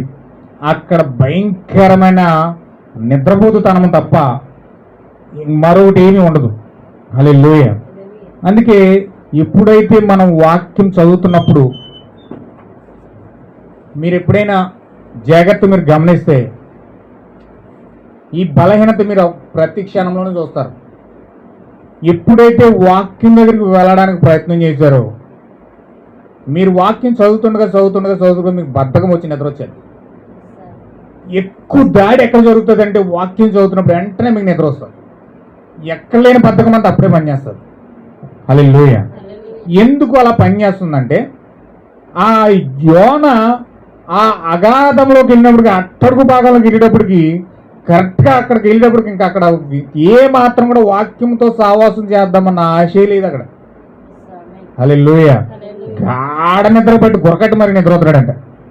అంటే నువ్వు ఎప్పుడైతే వాక్యం ధరిస్తావో ఆ పరిమాణం ఆటోమేటిక్గా నీ దగ్గర వచ్చాను. వాక్యాన్ని ఎప్పుడైతే మనం సమీపించడానికి ప్రయత్నం చేస్తామో, చదవడానికి ప్రయత్నం చేస్తామో, అక్కడ వెంటనే ఆ 5వ పరిమాణం వెంటనే మన దగ్గరికి వచ్చేస్తుంది. వెంటనే నిద్ర వస్తుంది. గురకబట్టి మరి నిద్ర వస్తారు. హల్లెలూయా. పాస్టర్ పీటర్ గారు అనేవారు, నేను అరిచి ఇంత ఉగ్రతతో నేను వాక్యం ప్రసంగిస్తుంటే గురకపట్టి నిద్రపోతున్నారు మీరు అని కూడా. నేను ఇంత ఉగ్రతతో వాక్యం చెప్తే నేను నిద్రపోతున్నారంటే లేక పాతాళంలోకి వెళ్ళినప్పుడు కూడా నిద్రపోతాను మీరు అగ్నిగుండం అన్నాడు ఆయన. హల్లెలూయా. అంటే ఆ క్రియ అటువంటిది, ఆ పరిస్థితి అటువంటిది అక్కడ. ఎందుకంటే అట్టడుగు భాగానికి వెళ్ళేటప్పుడు యోనాకి ఎలా ఉన్నదనే పరిస్థితి, వాక్యంతో సహవాసం చేద్దామని వెళ్ళాడు కానీ అక్కడ ఏమాత్రం కూడా చేయడానికి అవకాశం లేకుండా పోయింది. అక్కడ ఇంకా అలా చదువుతూ అలా నిద్రపోయాడు. ఇంకెక్కడ వాక్యం అది అలా పరిమాణాలు దాటి వాక్యం వెళ్ళిపోయింది. 7వ పరిమాణానికి ఇతను 5వ పరిమాణాన్ని పోయి శుభ్రం కొరకడికి నిద్రపోతున్నాడు. హల్లెలూయా. చాలా మంది ఆసక్తి చూపుతారు కానీ వాక్యం చదువుతామని, ఆసక్తిగా దేవుడి దగ్గరికి వెళ్దామని, చాలా ఆసక్తిగా వర్తమానం చదివేద్దామని, వాక్యం చదివేద్దామని తీస్తారు. కొంచెం పేజీ అవుతుంది, మెల్లగా పడతాయి కొన్ని రెప్పలు. హల్లెలూయా. అది ఒళ్ళోనే ఉంటుంది, నిద్రపోతూనే ఉంటారు. హల్లెలూయా. నాకు చాలాసార్లు జరిగిందండి అలాగా. అనేకసార్లు నేను కూడా అలా నిద్రపోయాను. దీని నుంచి తప్పించుకోవాలని చాలా ప్రయత్నాలు చేశాను కానీ చాలా చాలా చాలా పరిస్థితులు ఎదుర్కొన్నాను కానీ దాన్ని జయించలేకపోయాను. హల్లెలూయా. అయితే దేవుడు ఒక్కనొక్క రోజున ఎప్పుడైతే నేను తిరిగి జన్మించానో ఆ క్షణం నుంచి నాకు విడుదల ఇచ్చాడు. వాక్యం విన్నా కానీ చదివినా కానీ ఎప్పుడు కూడా నాకు మళ్ళీ కళ్ళంటే నిద్ర అనేది నేను చూడలేదాన్ని. హల్లెలూయా. దాన్ని జయించగలిగాను నేను. దేవుడు గొప్ప కృపను ఇచ్చాడు నాకు. హల్లెలూయా. అయితే ఆ యోన వెళ్ళి గురకట్టు మళ్ళీ నిద్రపోతున్నాడు. ఆ యొక్క వాక్యంతో సహవాసం చేద్దామని వెళ్ళాడు, ఆ శరీరం జయిందామని వెళ్ళాడు, ఆ శరీర క్రియలు జయిందామని వెళ్ళాడు. కానీ ఏమీ కాలేదు, వెళ్ళిపోయి గురకట్టు నిద్రపోతున్నాడు. హల్లెలూయా. ఎప్పుడైతే గురకట్టు నిద్రపోతున్నాడో ఇప్పుడు దాని పరిస్థితులన్నీ కూడా దేవుడి వశంలోకి వెళ్ళిపోయినాయి. ఆ పరిస్థితి అంతా ఓడ పూర్తిగా దేవుడి వశంలో తీసుకున్నాడట. ఆ ఓడ పూర్తిగా దేవుడి వశంలో తీసుకుని ఆ యొక్క ఓడని అల్లుకోలని చేయడానికి సముద్రానికి ఆజ్ఞ ఇచ్చాడట. హల్లెలూయా. మీకు తెలుసా సముద్రం అని మాట ఉంటుంది. ఖచ్చితంగా ఆయన ఎప్పుడైతే మాట చెప్పాడో సముద్రం నిమ్మలించు అన్నప్పుడు నిమ్మలం అయిపోయింది. సముద్రం నువ్వు పొంగిపో అన్నప్పుడు అది పొంగిపోవడం మొదలుపెట్టింది. హల్లెలూయా. అది సముద్రం మొత్తం అల్లోకోలం చేసి ఆ ఓడను మొత్తం అల్లోకోలం చేసేటప్పటికి ఓడంతా మొత్తం మునిగిపోయే స్థితిలోకి వెళ్ళిపోతుంది. అటుపడి ఇటుపడి అందులో ఉన్న మొత్తం మనుషులందరూ కూడా ప్రాణభయం పట్టేసుకున్నారు. హల్లెలూయా. మన చూడండి, కష్టాలు, శ్రమలు, బాధలు, కొన్ని ఇబ్బందులు, చచ్చిపోతాం మేము అన్న స్థితిలోకి వెళ్ళిపోతాం. మనం ఇంక చచ్చిపోతాం, మన పని అయిపోయింది, ఏమీ లేదు, స్థితి మొత్తం ముగించిపోయింది, నా పరిస్థితి అయిపోయింది ఇంకా అనుకుంటాం మనం. అలాంటి స్థితిలోకి దేవుడు తీసుకెళ్ళిపోతాడు. హల్లెలూయా. ఎప్పుడైతే అలాంటి స్థితిలోకి తీసుకెళ్ళిపోయాడు, ఆ ఓడలో ఉన్న నా యొక్క మనుషులందరూ కూడా ఇబ్బంది పడిపోయి అందులో ఉన్నాయన్నీ బయటడం మొదలెట్టారు. వారి ధాన్యాలు, వారి తినే పదార్థాలు, వారి దేవతలు, వారి దేవుళ్ళు అందరినీ కూడా బయటపడేశారు. హల్లెలూయా. అందరినీ విగ్రహాలు బయటపడేశారు, ఆ వస్తువులు బయటపడేశారు. ఓడంతా ఖాళీ చేసేసినా కానీ ఓడ ఒకటి మాలో ఆగలేదు. హల్లెలూయా. చూడండి ఎంత భయంకరమైన పరిస్థితి ఎలా వచ్చిందో. నా ప్రియమైన సహోదరులు, ఇక్కడ ఒక విషయం మనం గుర్తించాలి. ఎప్పుడైతే ఆ యోన అంత గజిబిజిగా గలీటగా మొత్తం అలాగ అయిపోతున్నా సరే గురకట్ట మరి నిద్రపోతున్నాడు కింద. ఆ లోపలికి వెళ్ళిపోయి నిద్రపోతున్నాడు. ఎంత అలజడి అయిపోయినా సరే ఏమీ చలనం లేదండి. హల్లెలూయా. కొంతమందికి ఎన్ని పరిస్థితులు వచ్చి మీదడిపోయినా వాక్యం దగ్గరికి వెళ్ళరు. ఎన్ని పరిస్థితులు వచ్చి భయంకరమైన కార్యాలు వచ్చి వాళ్ళ మీదడిపోయి కొట్టుకెళ్ళిపోతున్నా సరే ఆ వాక్యాన్ని సమీపించరు. ఎందుకు పొరపాటు జరుగుతుందో, ఎందుకు లోపం జరుగుతుందో చెక్ చేసుకోవడానికి పరిశీలించుకోరు. ఏ మాత్రం కూడా సరిచేసుకోవడానికి ఇష్టపడరు. ఎన్ని శ్రమలు వచ్చినా, ఎన్ని కష్టాలు వచ్చినా నా కర్మ ఇలా, నా బతుకులు ఏడిసింది అనుకుంటారు తప్ప ఇలాగెందుకు జరుగుతుందనే ప్రశ్న వాళ్ళ జీవితంలో రాదు. హల్లెలూయా. ఆ విధంగా వాడు అలా ఊగిపోతున్నా అన్ని పడేస్తున్నారు. కానీ అందులో ఉన్న వాళ్ళకి ప్రశ్న వచ్చింది, ఎన్ని పడేసాం కదా, వాడంతా తేలికైపోయింది కదా, ఇంకేటి, ఏం జరిగింది? హల్లెలూయా. దేవుడి నామమునకు మహిమ కలుగును గాక. పై అంతస్తులో నుంచి ప్రారంభించారు. పై అంతస్తులను ప్రారంభించారు, కింద దాకా మొత్తం అన్ని పడేసుకుంటూ వస్తున్నారు. హల్లెలూయా. నీతికరణ అలాగే స్టార్ట్ అవుతుందండి. శరీరంలో నుంచి స్టార్ట్ అయ్యి శరీరంలో ఉన్న ప్రాబ్లమ్స్, ఆత్మలో ఉన్న ప్రాబ్లమ్స్, ప్రాణంలో ఉన్న ప్రాబ్లమ్స్ ఒక్కొక్కటిగా అన్నీ కూడా పడేసుకుంటా వదులుకుంటా లోపలికి వెళ్ళి ఆ లోపల అంతరంగంలో ఆ సాతాను గురకట్టి నిద్రపోతున్నాడు. హల్లెలూయా. అంతరంగంలో ఉన్న సాతాను నిద్రపోతున్నాడు. ఆ అంతరంగంలో పాపం అక్కడ ఉంది, మూల స్తంభం అక్కడ ఉంది, మూల పాపం అక్కడ ఉంది. ఆ మూల పాపాన్ని బట్టి ఓడంతా గత్తరైపోతుంది, ఊగిపోతుంది మొత్తం అంతా. హల్లెలూయా. అందుకే చాలా మంది ప్రవర్తన్నాడు, చెట్టు చెట్టు కొమ్మలు నరుగుతారంట, కానీ లోపల మొద్దును నరకరంట. అది మొద్దును నరకకపోతే ఆ ఏళ్ళన్నీ కింద ఉండి చెట్టు నరుగుతున్నా సరే మళ్ళీ చిగురుతూ ఉంటుంది. మళ్ళీ ఎప్పటికప్పుడు అవన్నీ కూడా చిగురించి వాటర్ తగలగానే అదంతా కూడా చిగురించి మళ్ళీ మొలకెత్తుతూ ఉంటుందట. చెట్టు కాదు, ఆ కొమ్మలు కాదు, కానీ చెట్టుతో పెకాలించి పక్కన అడగలేట ఆ చెట్టు చచ్చిపోవాలంటే. హల్లెలూయా. అయితే మనుషులు ఏదో శరీర సంబంధంగా కొన్ని పాపాలు ఒప్పుకుంటారు, ఆత్మలోనూ కొన్ని పాపాలు ఒప్పుకుంటారు, ఆ ప్రాణంలోనూ కొన్ని పాపాలు ఒప్పుకుంటారు, కానీ ఆ అంతరంగంలో ముసుగు కప్పుకుని గురకపట్టి నిద్రపోతున్న ఆ లూసిఫర్ని పట్టుకుని బయటకు లాగరట. హల్లెలూయా. ఇప్పుడు ఆ శరీరమే లూసిఫర్ అయి ఉన్నాడు, అంతరంగంలో దాకున్నాడు, మూడో భాగంలో దాకున్నాడు. వాడు 3 అంతస్తులు వాడేది. ఆ 3 అంతస్తులు ఓడలో 3వ భాగంలో దాక్కుని అక్కడ గురకపట్టుకుని నిద్రపోతున్నాడంట. హల్లెలూయా. వాడు మాత్రం ఎవరికి కనిపించలే, వాడు మాత్రం ఎవరికి కనిపించలే. కానీ ఎప్పుడైతే ఆ పై అంతస్తులో నుంచి అన్ని బయట గెటర్ పెట్టేశారు, 2వ అంతస్తులో అన్ని బయటకు నెట్టేశారు, 3వ అంతస్తులోకి వచ్చేటప్పటికి అన్ని పడేస్తుంటే ఆ గురక పట్టుకుని నిద్ర వదనాడంట. భయంకరమైన గురక వస్తుందంట అది. హల్లెలూయా. ఆ నిద్రపోతుంటే వాళ్ళందరూ అంటున్నారు, ఓయ్ నిద్రపోతా, ఇంత శ్రమలు పడుతుంటే, ఇన్ని ఇబ్బందులు పడుతుంటే, ఇన్ని కష్టాలు పడుతుంటే, ఎంత భయంకరంగా నువ్వు యాత్ర పడుతుంటే నువ్వు పని కట్టిన గురక పట్టుకుని నిద్రపోతున్నావా అని వాళ్ళు ఎప్పుడైతే లేపారు యోనాని, యోన వెంటనే మెలుగు వచ్చిందట. హల్లెలూయా. యోనాకు మెలుగు వచ్చి యోనాకి ఆ పరిస్థితులన్నీ వివరిస్తుంటే యోనాకు అర్థమైందంట, ఈ పరిస్థితి అంతా మీరు పై అంతస్తులో 2 అంతస్తులు పడేసినందుకో, లేకపోతే మీరు తప్పునేసినందుకో, మీరు పాపం చేసినందుకో కాదయ్యా, ఈ పరిస్థితి అంతా నేను ఈ ఓడలో ఉన్నందుకే. హల్లెలూయా. ఆ ఓడకి ఎన్ని కష్టాలు వస్తున్నాయంటే కేవలం నా బట్టి. హల్లెలూయా. అందుకే మన జీవితంలో మన యొక్క పరిస్థితుల్లో క్రైస్తవం తీసుకొని, బాప్టిజం తీసుకొని, వర్తమానం నమ్ముకొని ప్రతి పరిస్థితిని మనం వెంటాడుతున్నాయంటే, ఓడని కెరటాలు అల్లాడింప చేస్తున్నాయంటే కారణం మన లోపల ఒక చీకటి అగాధము లోపల అంతరంగంలో దాగుంది. చాలా జాగ్రత్తగా మీరు గమనించాలి. ఆ చీకటి అగాధం అంతరంగంలో ఉండి గురకబట్టి మరి నిద్రపోతున్నాడు సాతాను. ఆ జలములు అనగా ప్రకటన గ్రంథంలో ఒక మాట చెప్పాడు. చూడండి ఒకసారి మనం ప్రకటన గ్రంథం చూద్దాం.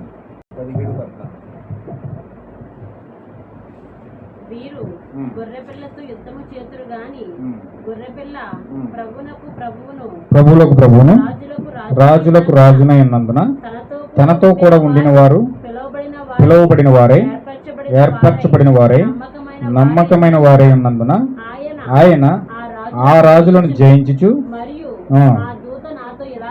ఇలాగు చెప్పాను, ఆ వేశ్య కూర్చుండే చోట నువ్వు చూసిన, చూడండి ఇక్కడ జలములు, జన సమూహములను, జనములను, ఆయా భాషలు మాట్లాడు వారిని సూచించును. దేవుని నామమున మహిమ గాక. చూడండి అక్కడ ఏం చెప్తుందో చూడండి బైబిల్. ఆ వేశ్య కూర్చుని చోట నువ్వు చూసిన జలములు ప్రజలను, జన సమూహములను, జనములను, ఆయా భాషలు మాట్లాడు వారిని సూచించును. అంటే ఇప్పుడు యోన సముద్ర భాగంలో ఆ జలములో ఎందుకు పడ్డాడంటే, ఇప్పుడు ఆ జలములు ఏవి కాదు కానీ జన సమూహములు ఉన్నాయి. ఇప్పుడు ఆ జన సమూహముల ద్వారా, ఆ ప్రజల ద్వారా, ఆయా భాషలు మాట్లాడు వారి ద్వారా ఇప్పుడు భయంకరమైన శ్రమలు అనుభవిస్తూ ఉన్నాడు, భయంకరమైన ఆటుపోట్లు అతను అనుభవిస్తూ ఉన్నాడు. ఇప్పుడు జలములంటే సముద్రంలో పడిపోవడం కాదు, కానీ అతను ప్రజల చేత, ఆయా భాషలు మాట్లాడు వారి చేత, ఆయా కఠినమైన శ్రమల గుండా ఇప్పుడు యోనా ప్రవేశించాడు. హల్లెలూయా. ఏదో సముద్రంలో ఓడకట్టి మనకేదో చిత్రాలు చూపించినట్టు, సినిమా చూపించినట్టు సముద్రంలో ఓడకట్టి ఆ యొక్క ప్రదేశంలో, ఆ జలముల్లో, ఆ సముద్రంలో పడేయడం కాదు, కానీ ఆ యొక్క యోనా యొక్క పరిపూర్ణ చిత్రం ఏదంటే, ఇప్పుడు ఆయన జన సమూహములు చూసిస్తూ ఉన్నవన్నీ కూడా ఆ జన సమూహముల మధ్యలో అతను భయంకరమైన వికృతమైన మనుషుల్లో, భయంకరమైన పాపుల మధ్యలో, భయంకరమైన గర్వంధుల మధ్యలో, భయంకరమైన పాపిష్టి జనాంగం మధ్యలో యోనా పడ్డాడండి. ఇప్పుడు హల్లెలూయా. వారు పెట్టి కఠినమైన శ్రమలు, అక్కడ పడే కఠినమైన యాతన, అక్కడ పడే భయంకరమైన ఆ యొక్క కఠినమైన శ్రమలు అనుభవించటం ద్వారా ఇప్పుడు యోనా ఏం చేస్తాడంటే ఆ శరీర సంబంధమైన క్రియల ద్వారా అతను పూర్తిగా శుద్ధీకరించబడడానికి అతను సిద్ధపడతా ఉన్నాడు. హల్లెలూయా. లాస్ట్ వీక్లో మనం చెప్పుకున్న శ్రమలు ఎందుకు వస్తున్నాయంటే మనం శుద్ధీకరించడానికి, శ్రమలు ఎందుకు వస్తున్నాయంటే మనల్ని సువర్ణముల చేయడానికి, శ్రమలు ఎందుకు వస్తున్నాయంటే మనల్ని ఒక బంగారు పాత్రగా, దేవుని యొక్క నకీసి పనిగా, ఒక పరిశుద్ధమైన వస్తువుగా మన గుణశీలాన్ని బయటికి తీసుకురావడానికి దేవుడు శ్రమలు అనుమతిస్తున్నాడు అని చెప్తున్నాం మనం. హల్లెలూయా. దేవుడు నాకు మహిమ కలుగును గాక. ఇప్పుడు అలాంటి భయంకరమైన కఠినమైన శ్రమల ద్వారా ఇప్పుడు యోనా ఏ విధంగా మార్చబడుతున్నాడంటే, శుద్ధీకరించబడి పరిశుద్ధపరచబడి అతను భయంకరమైన కఠినమైన శ్రమల ద్వారా అతను ముందుకు వెళ్తా ఉన్నాడు. హల్లెలూయా. ఇప్పుడు అలాంటి శ్రమల గుండా తీసుకెళ్లి పరిచర్యలో పెట్టడానికి దేవుడు ఎలాంటి విధానంలో యోనా నడిపిస్తూ ఉన్నాడు చూడండి. ఎలాంటి భయంకరమైన పాత్రలు నడిపిస్తూ ఉన్నాడు చూడండి. ప్రవక్త చెప్పాడు 2 మిషన్లు ఉన్నాయంట. 2 మిషన్లు ఉన్నాయంట. ఆ 2 మిషన్లు ఏంటంటే, ఒక మిషన్ ఏమో ఇప్పుడు ఒక శరిగ్గర మిషన్లో పెడితే అది రసం అయిపోయి గ్లాసులోకి వస్తుంది. అది రసం అవ్వాలంటే ఆ మిషన్లోకి వెళ్ళాలి, అది పిప్పిగా మార్చబడాలి, దానిలో ఉన్న రసం అంతా పిండి అది ఒక గ్లాసులోకి వస్తే ఒక జ్యూస్లో మారితేనే కానీ మన కడుపులోకి వెళ్దాం. హల్లెలూయా. అలాగే ఇప్పుడు మనం ఒక సిరిగ్గరగా ఉంటే ఒక మిషన్ మనకు పెట్టాడు దేవుడు. ఆ మిషన్ ఏదంటే యేసుక్రీస్తు రక్తమై ఉన్నదండి. యేసుక్రీస్తు యొక్క రక్తం ఒక మిషన్ అయి ఉంటే, ఇంకొక మిషన్ అంట మహాశ్రమల కాలమే రెండవ మిషన్. అది ఒక మిషన్ యేసుక్రీస్తు రక్తం, రెండవ మిషన్ మహాశ్రమల కాలం. 3.5 సంవత్సరాల పాటు శ్రమలు పెట్టే మహాశ్రమల కాలమే ఒక మిషన్ అయి ఉంది. ప్రవక్త అడుగుతూ ఉన్నాడు, యేసుక్రీస్తు రక్తం యొక్క మిషన్లోకి వెళ్తావా, మహాశ్రమల కాలంలో 3.5 సంవత్సరాలు పెట్టే 3.5 సంవత్సరాల కాలంలో మిషన్లోకి ఉండి వెళ్తావా? ఒక పరీక్ష మన ముందు పెడతా ఉన్నాడు. యేసుక్రీస్తు రక్తము గుండా వెళ్ళిన వారేమో సింహాసనం మీద కూర్చుంటా ఉన్నారు. ఈ యొక్క మహాశ్రమల కాలం గుండా వెళ్ళిన రక్తం ఆ యొక్క మిషన్ గుండా వెళ్ళిన వారేమో ఆ సింహాసనం చుట్టూ పరిచారకుల వలె, బుద్ధి లేని కన్యకల వలె ఉన్నారు. హల్లెలూయా. ఇప్పుడు నువ్వు బుద్ధి లేని కన్యకగా ఉంటావా, లేకపోతే బుద్ధిగల కన్యకగా ఉంటావా? బుద్ధిగల కన్యక అయితే యేసుక్రీస్తు యొక్క రక్తం అనే శ్రమల గుండా, ఆ మిషన్ గుండా వెళ్తూ ఉంటుందని ఈ కాలం యొక్క ప్రవక్త చెప్పాడు. హల్లెలూయా. ఇప్పుడు యేసుక్రీస్తు రక్తం గుండా మనం కడగబడాలంటే ఖచ్చితంగా సంఘకాలంలో ఒక ప్రవక్త చెప్తూ ఉన్నాడు, యేసుక్రీస్తు పొందగా మిగిలిన శ్రమలు ఖచ్చితంగా వధువు పొందుతుందంట. యేసుక్రీస్తు పొందగా మిగిలిన కార్యాలు దేవుడు వధువుకి ముద్రించి ఉంచాడంట. ఇప్పుడు వధువు ఆ కార్యాలు చేయాలి. యేసుక్రీస్తు పొందగా మొత్తం శ్రమ అంతా ఆయన అనుభవించలేదు, కానీ సగం శ్రమ వధువుకి ఇచ్చాడు, సగం శ్రమ వధువుకి అప్పగించాడు. ఆమె శ్రమల్లోకి వెళ్ళదు, కానీ ఎప్పుడైతే ఈ శ్రమనంతయు కూడా ఆమె అనుభవించి ఆ యొక్క పరిశుద్ధాత్మ బాప్తిజం పొందుకుందో ఆమె ఎత్తబడతా ఉంది. హల్లెలూయా. దేవుడు నాకు మహిమ కలుగును గాక. నువ్వు శ్రమల్లోకి వెళ్ళకుండా ఉండాలంటే ఇక్కడ నువ్వు పడే శ్రమ, రక్తం గుండా ఉండి పడే శ్రమ నువ్వు ఖచ్చితంగా అనుభవించవలసిందే. మహాశ్రమల కాలంలోకి వెళ్ళి వధువు శ్రమల కాలంలోకి వెళ్ళదు. వధువు ఎంత మాత్రం కూడా శ్రమల కాలంలోకి వెళ్ళదు. అక్కడ శ్రమలోకి వెళ్ళకుండా ఉండాలంటే భూమి మీద ఇక్కడ శ్రమ పడాలి, ఇక్కడ ఖచ్చితంగా కష్టపడాలి, ఇక్కడ ఖచ్చితంగా శ్రమటోర్చాలి, ఖచ్చితంగా మధ్యవర్తిత్వం చేయాలి, ఖచ్చితంగా దేవుని యొక్క కార్యాలు మన జీవితంలో ఇక్కడ సఫలపరచాలంటే ఖచ్చితంగా యోనా జీవితంలో జరిగినట్లుగా మన జీవితంలో కూడా జరగాలి. హల్లెలూయా. అయితే యోనా ఏం చేస్తున్నాడు చూడండి. ఆ యొక్క అట్టడుగు భాగానికి వెళ్ళిపోయాడు, గురకపట్టి నిద్రపోతున్నాడు. నిద్రపోతని లేపినప్పుడు లేచాడు. లేచిన తర్వాత నువ్వు లేపాలి, ఆ నిద్రపోతున్న లేపాలి. ఆ గాఢంగా నిద్రపోతున్న యంత్రాంగంలో నిద్రపోతున్నాడు. ఆ నిద్రపోతున్న పైకి లేపకపోతే, ఆయన బయటికి తరివేయకపోతే నీ ఓడ అలల చేత అల్లాడుతూనే ఉంటాడు. నువ్వు ఎన్ని కష్టాలు పడినా, ఎన్ని తిప్పలు పడినా, ఎన్ని సంపాదించినా, ఎన్ని పట్టుకొచ్చి నీ ముంగట పెట్టినా, ఎన్ని అద్భుతమైన భోజన పదార్థాలు నీ ముంగట పెట్టినా, నువ్వు పడే యాతన నీ ముందు పోదు. నువ్వు ఎంత కాలము తిప్పలు పడతావో అంత కాలము కూడా నువ్వు యాతన పడవలసింది. ఎందుకంటే నీ లోపల ఒక నిద్రపోతున్నాడు, నీ లోపల లూసిఫర్ ఉన్నాడు, నీ లోపల ఒక దెయ్యం ఉన్నది. అంతరంగంలో ఒక అగాధ జలములలో పడి భయంకరంగా ఉగ్రవాది ఆ లోపల నిద్రపోతా ఉన్నాడు. హల్లెలూయా. ఇప్పుడు అతను బయటికి తీసుకురాకపోతే ఓడ అల్లాడుతూ ఉండదు, ఆగదు. ఆ ఓడ తిరుగుతూనే ఉంటుంది. ఆ శరీరంలో ఉన్న బలహీనతలు, రుగ్మతలు వస్తూనే ఉంటాయి. ఆ శరీరంలో ఉన్న రుగ్మతలు కురిపిస్తూనే ఉంటాయి. అయ్యో పాస్టర్ గారు ప్రార్థన చేశారు కదా, అయ్యో పాస్టర్ గారు ప్రార్థన చేశారు కదా, ఇవి పోవాలి కదా అంటే పోవయి. అవి నిన్ను లాగుతూనే ఉంటాయి. ఒకటి కాకపోతే ఇంకొకటి, ఒకటి కాకపోతే ఇంకొకటి వస్తూనే ఉంటాయి, ఏడిపిస్తూనే ఉంటాయి, బాధ పెడుతూనే ఉంటాయి, ఇబ్బంది పెడుతూనే ఉంటాయి, కష్టాల పాలు చేస్తూనే ఉంటాయి. ఎందుకంటే నీ లోపల అంతరంగంలో ఒక గురక పడి నిద్రపోతున్న ఆ యొక్క లూసిఫర్ ఉన్నాడు. హల్లెలూయా. దేవుని నామమునకు మహిమ కలుగును గాక. ఇప్పుడు అతను ఆ జలముల్లో పడి కొట్టుకుంటా ఉన్నాడు, ఆ ప్రజల మధ్యలోకి ఇష్టపడిపోతా ఉన్నాడు. ఇప్పుడు ఓడలో లూసిఫర్తో కొట్లాడుతున్న గురకపట్టి నిద్రపోతున్న ప్రశాంతంగా, ఆహా ఏమాత్రం కూడా గొడవ లేదు, గోస లేదు, శుభ్రంగానే ఎంత నిద్రపోవాలి అంత నిద్రపోతున్నాడు. ఇక్కడ ఎవరో డిస్టర్బ్ చేసి కూడా లేరు. అంత అద్భుతంగా ఉంది, సుఖంగా ఉంది, సౌకర్యవంతంగా ఉంది ఇల్లంతా. కానీ ఇప్పుడు అతని ఇల్లేమో ఊగిపోతుంది, బయట గాలి తుఫానులతో ఊగిపోతుంది, కష్టాలతో, శ్రమలతో, అప్పులతో, ద్వేషాలతో, పగలతో, వెనుపోట్లతో భయంకరంగా అల్లాడిపోతూ ఉంది. భయంకరంగా ఎటు చూసినా సహాయం లేదు, ఎటు చూసినా ఆధారం లేదు. ఏవి ఒప్పుకున్నా, ఏ ఒప్పుకోకపోయినా అన్నీ కూడా ఊగిపోతూనే ఉన్నాయి. ఇప్పుడు అతను గ్రహించాడు, ఖచ్చితంగా ఈ వాళ్ళలో నేను ఉన్నాను చేపు, ఖచ్చితంగా ఈ సమస్యలు నేను ఉన్నాను చేపు, ఈ ప్రాబ్లమ్స్ ఇలాగే వస్తాయి, నన్ను కట్టి దయచేసి ఆ సముద్రంలో పడిపోయాడు. హల్లెలూయా. దేవుని నామమునకు మహిమ కలుగును గాక. ఇప్పుడు అర్థమైంది యోనాకి. ఇప్పుడు దాకా శ్రమల్లోకి వెళ్ళకుండా దాక్కుందాం అనుకున్నాడు, కానీ కష్టాలు కొని తెచ్చుకోకుండా భద్రంగా ఉందామనుకున్నాడు. కానీ ఇప్పుడు ఇతనికి ప్రాణం మీదకే వచ్చినాయి, ఇతని యొక్క జీవితం మీదకి వచ్చినాయి. ఇప్పుడు అతని జీవితం మీదకి వచ్చి అతను ఇప్పుడు నన్ను కష్టాలు కోరుకుంటున్నాడు, శ్రమలు కోరుకుంటున్నాడు, బాధలు కోరుకుంటున్నాడు, మరణాన్ని కోరుకుంటున్నాడు. చచ్చిపోతే పర్లేదుగా, ఏది ఏమైనా పర్లేదు, నన్ను ఇసిరిపాడేయండి. హల్లెలూయా. నేను నమ్మిన దేవుడు ఒకడున్నాడు, నేను నమ్మిన యెహోవా ఒకడున్నాడు. ఆయన చిత్తాన్ని కాదని నేను నా సుఖాన్ని కోరుకుని, నా యొక్క శాతానికి లోబడి, లూసిఫర్కి లోబడి, నా అంతరంగానికి లోబడి గురకపట్టి నిద్రపోతున్నాను. ఇక్కడ నాలో ప్రార్థన లేదు, నాలో ఏమాత్రం వాక్యం లేదు. నేను పూర్తిగా దేవుని విసర్జించాను, సాతానుతో కుమ్మక్కై శుభ్రంగా గురకపట్టి నిద్రపోతున్నాను. ఇలాగైతే నా జీవితం పతనం అయిపోతుంది, నాతో పాటు నా శరీరం అంతా కృషించి నేను పాతాళంలో పడబోతా ఉన్నాను. నేను పూర్తిగా విడిపించబడాలంటే, నేను పూర్తిగా తప్పించబడాలంటే నన్ను కట్టి ఆ శ్రమలో నన్ను పడేయండి అంటున్నాడు. హల్లెలూయా. ఈ వ్యక్తి సాక్ష్యం చెప్తుంటే ఆ ఓడలో ఉన్న శరీరంలో ఉన్న 10 ఇంద్రియాలు కూడా గడగడ వణుకుపోతున్నాయి.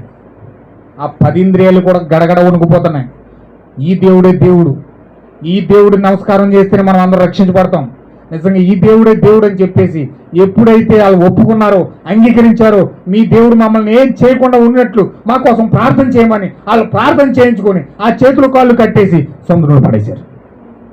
హల్లెలూయా. ఎప్పుడైతే సముద్రంలో పడేశారో మొత్తం సముద్రం నిమ్మలమైపోయింది. హల్లెలూయా. వాళ్ళు వెంటనే ఆ ఓడలో ఉన్న వాళ్ళందరూ ఎక్కడ మొత్తం టోపీలన్నీ తీసేసి ఆ ఓడలోనే మోకరించి ప్రార్థన చేయడం మొదలుపెట్టారు. హల్లెలూయా. దేవుని కుమారుడు యొక్క శ్రమను చూసి, దేవుని కుమారుడు యొక్క కష్టాన్ని చూసి అనేక మంది రక్షించబడడానికి దేవుడు ద్వారం తెరుస్తూ ఉన్నాడు. అనేక మంది రక్షించబడడానికి దేవుడు ద్వారం తెరుస్తూ ఉన్నాడు. దేవుడి యొక్క చిత్తాన్ని తెరుస్తూ ఉన్నాడు, దేవుడి యొక్క మార్గాన్ని తెరుస్తూ ఉన్నాడు. ఆయన ఎప్పుడైతే ఆ సముద్రంలో పడ్డాడో అక్కడ మహా అద్భుతం జరిగిందో, సముద్రం అంతా నిమ్మలమైపోయిందో, అక్కడ అనేక మంది రక్షించబడడానికి దేవుడు ద్వారం తెరిచేశాడు. దేవుడు నాకు మహిమ కలుగును గాక. దేవుడు వెంటనే దేవుని కుమారుడు సముద్రంలో పడినప్పుడు ఒక చేపకి, ఒక మత్స్యానికి దేవుడు, ఒక మనుష్య కుమారుడికి దేవుడు ఒక మార్గాన్ని తెరిచాడట. ఆ జలములో పడినప్పుడు, కష్టాల్లో పడినప్పుడు, ఆ ప్రాణాపాయ స్థితిలోకి వచ్చినప్పుడు దేవుడు కుమారుడు అంటే మనిషి కుమారుడి చేతిలోకి వెళ్ళాడట. హల్లెలూయా. ఒక మహోన్నతమైన ఆ చేప ఎవరో కాదు కానీ ప్రభుని యేసుక్రీస్తు అయి ఉన్నాడు. ఆ యేసుక్రీస్తు అలాగా హస్తాల్లో పెట్టుకుని తన కడుపులో దాచుకున్నాడు. ఇప్పుడు హల్లెలూయా. యేసుక్రీస్తు ఒక చేపగా మారి ఆ చేపల్లోనికి ఆ యోనాన్ని తీసుకుని భద్రంగా దాచాడట. చాలా మంది అనుకుంటారు చేప అంటే తిమింగం గొడుపులోకి వెళ్ళడం ఏంటి, తిమింగలం వెళ్తే మనిషి ఎరగకుండా ఉంటాడా, అది ఎంత భయంకరమైన వ్యక్తి అది తిన్న వెంటనే విత్ ఇన్ 15 సెకండ్లలో మొత్తం అరిగిపోతుంది. అలాంటి ఒక భయంకరమైన తిమింగలం మింగినప్పుడు యోనా ఎందుకు చచ్చిపోలేదు అని చాలామంది విచిత్రంగా ప్రశ్నలు వేసి హేతువాదులు చాలా ప్రశ్నించారు. కానీ అది అది అది ఎలాంటి కార్యం అంటే ఈ కాలం యొక్క ప్రవర్తన అన్నాడు, దిస్ ఈజ్ పారాడాక్స్ అన్నాడు. అదొక నమ్మలేని నిజం అన్నాడు. అదొక నమ్మలేని నిజం. ఒక యేసుక్రీస్తు ఒక చేపగా మారి ఎప్పుడైతే సముద్రంలోకి వెళ్ళాడో యోనాను భద్రంగా కడుపులో దాచుకున్నాడు అక్కడ. హల్లెలూయా. ఆ భద్రంలో దాచుకుని ఇప్పుడు అక్కడ ప్రార్థన చేస్తూ ఉన్నాడు. ఎప్పుడైతే కడుపులోకి వెళ్ళాడో అప్పుడు గుర్తొచ్చిందండి, ప్రార్థన గుర్తొచ్చింది. అతను ప్రార్థన ఎలా చేస్తూ ఉన్నాడు చూడండి. దేవుని నాకు మహిమ కలుగును గాక. ఇది నేను చదివి నేను ముగిస్తాను. మనం ప్రార్థనలోకి వెళ్ళిపోదాం. యోనా 2వ అధ్యాయము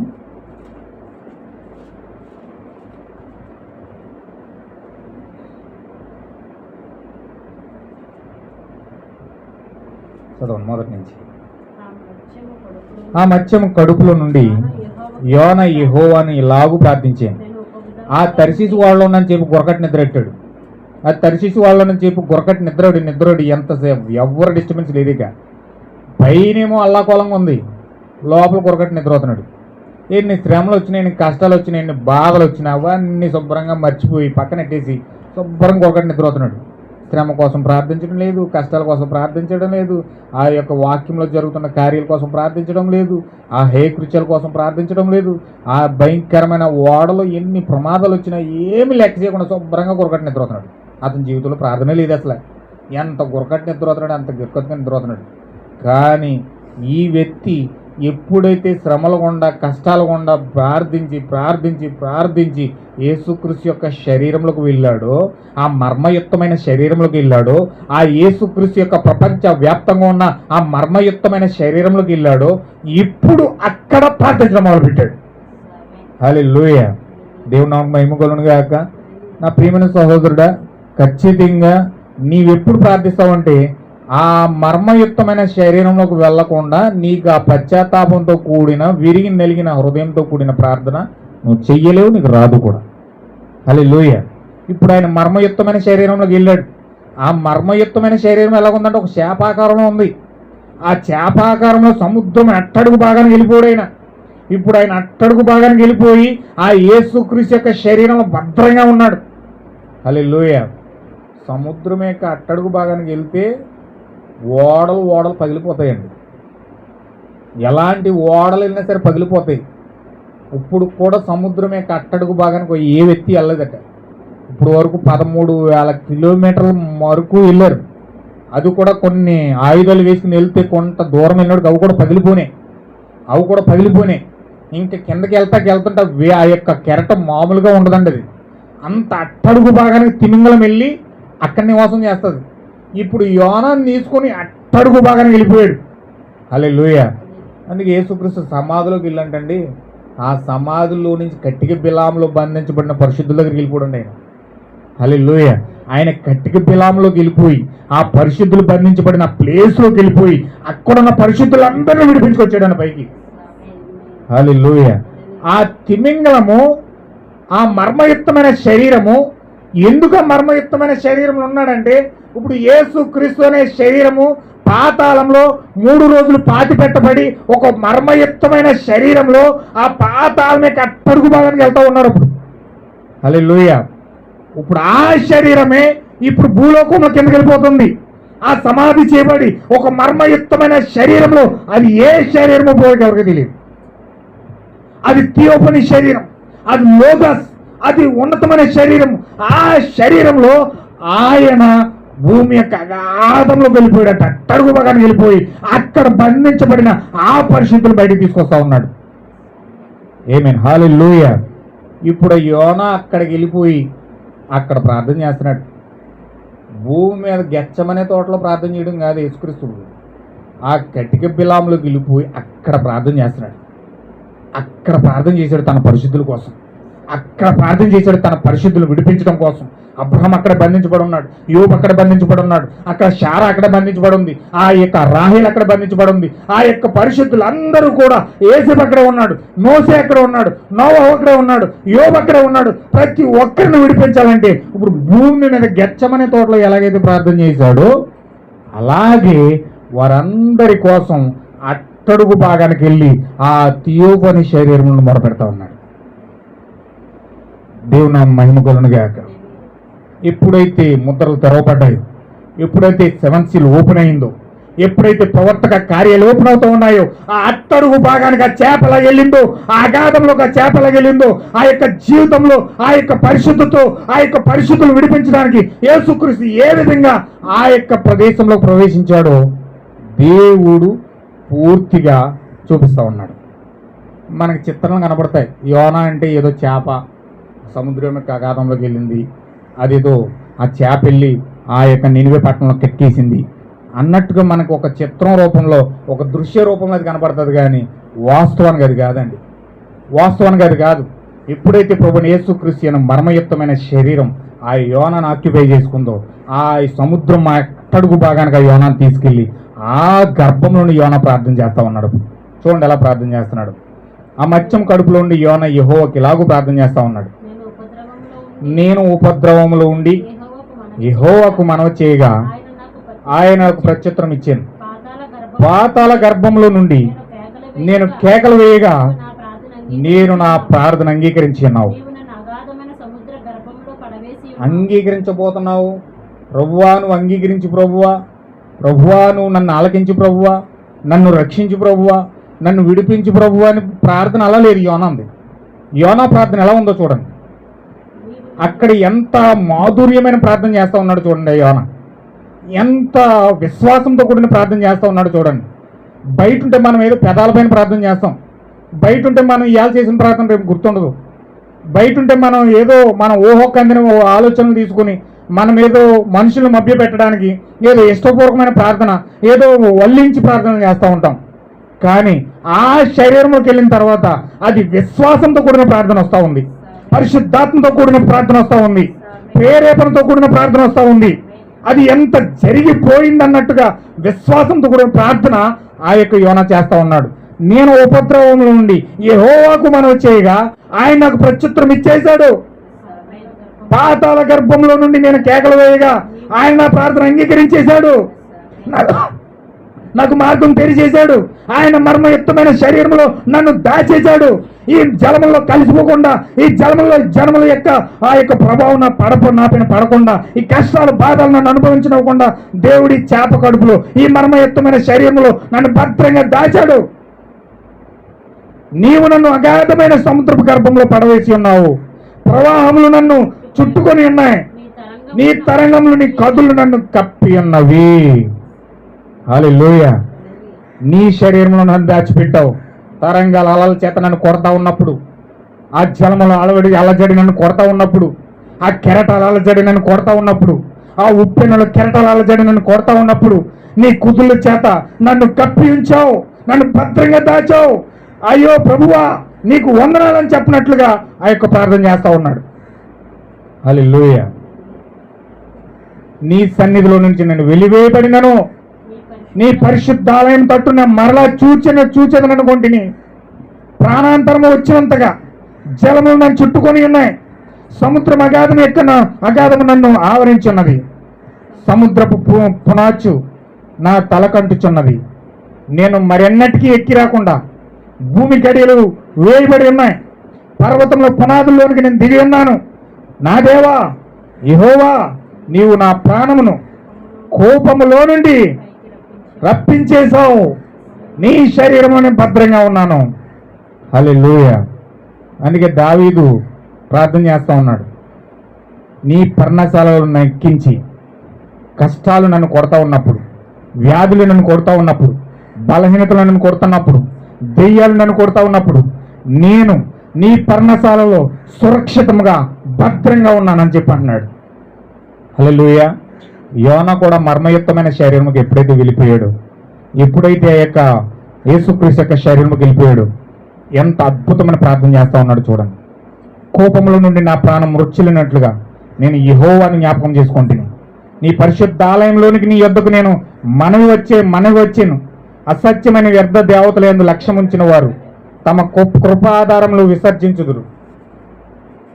కృతజ్ఞతాస్తుతులు చెల్లించి నేను నీకు బలులు అర్పింతును. నేను మొక్కుకొనిన మొక్కుబలులను చెల్లింపక మానను. యెహోవా యొద్దనే రక్షణ దొరుకునని ప్రార్థించేదను. హల్లెలూయా. అంతలో యెహోవా మత్స్యము ఆజ్ఞ ఇవ్వగా అది యోనాను. హల్లెలూయా. ఇప్పుడైతే ఆ మర్మయుక్తమైన శరీరంలో నుంచి అతను భయంకరంగా యాజకత్వం చేశాడు, ప్రధాన యాజకత్వం చేశాడు, అతను ప్రార్థించాడు. ఆ ప్రార్థన అతను ఉన్నతమైన స్థానంలోనికి, అతనుండిన స్థానంలోనికి, జగత్తు పునాది వేయబడక ముందు దేవుడు ఏ స్థానం అయితే అతనికి ఇచ్చాడో ఆ స్థానంలోకి ఆ శరీరం తీసుకొచ్చి పెట్టేసింది. హల్లెలూయా. దేవుడు నాకు మహిమ కలుగును గాక. అంటే నీ స్థానంలోకి నువ్వు వెళ్ళాలంటే ఇంత యాతన పడాలి. యోనా వలె ఇంత యాతన పడితే కానీ, ఇంత ప్రార్థన చేస్తేనే కానీ, ఇంత దేవుని చిత్తాన్ని బట్టి నువ్వు మొరపెడితేనే కానీ, ఇంత ప్రయాసతో ప్రేరేపణతో ప్రార్థిస్తేనే కానీ నీ స్థితి, నీ కండిషన్ మారదు. అప్పుడు నీవు నీ స్థానంలో నిలబడలేదు. హల్లెలూయా. మనకిచ్చిన స్థితి అత్యున్నతమైన స్థితి అండి. దేవుడు పరిశుద్ధమైన పట్టణంలో దేవుని కుమారుడిగా కుమార్తెలకు ఇచ్చిన స్థానం. ఆయన భూమికి పునాదులు వేయబడక ముందే దేవుడు మనల్ని పరిశుద్ధులుగా చూశాడు.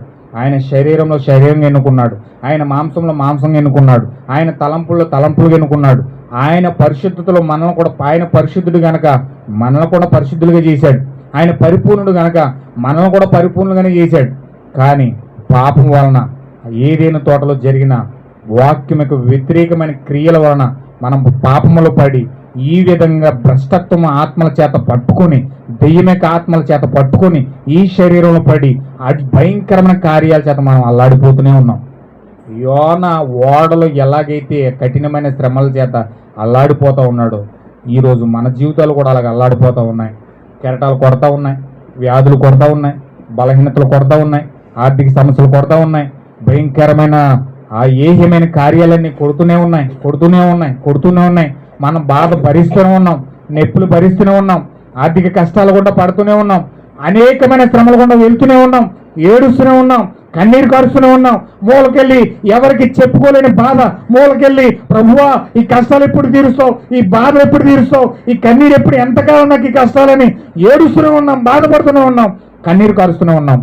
ఎవరికి చెప్పిన బాధలు అలా బాధలు పడుతూనే కన్నీరు కారుస్తూనే ఉన్నాం. కానీ నా ప్రియమైన సహోదర సహోదరి, ఆ ఓడలో ఉన్న చెప్పు నువ్వు కొట్టబడుతూనే ఉంటావు.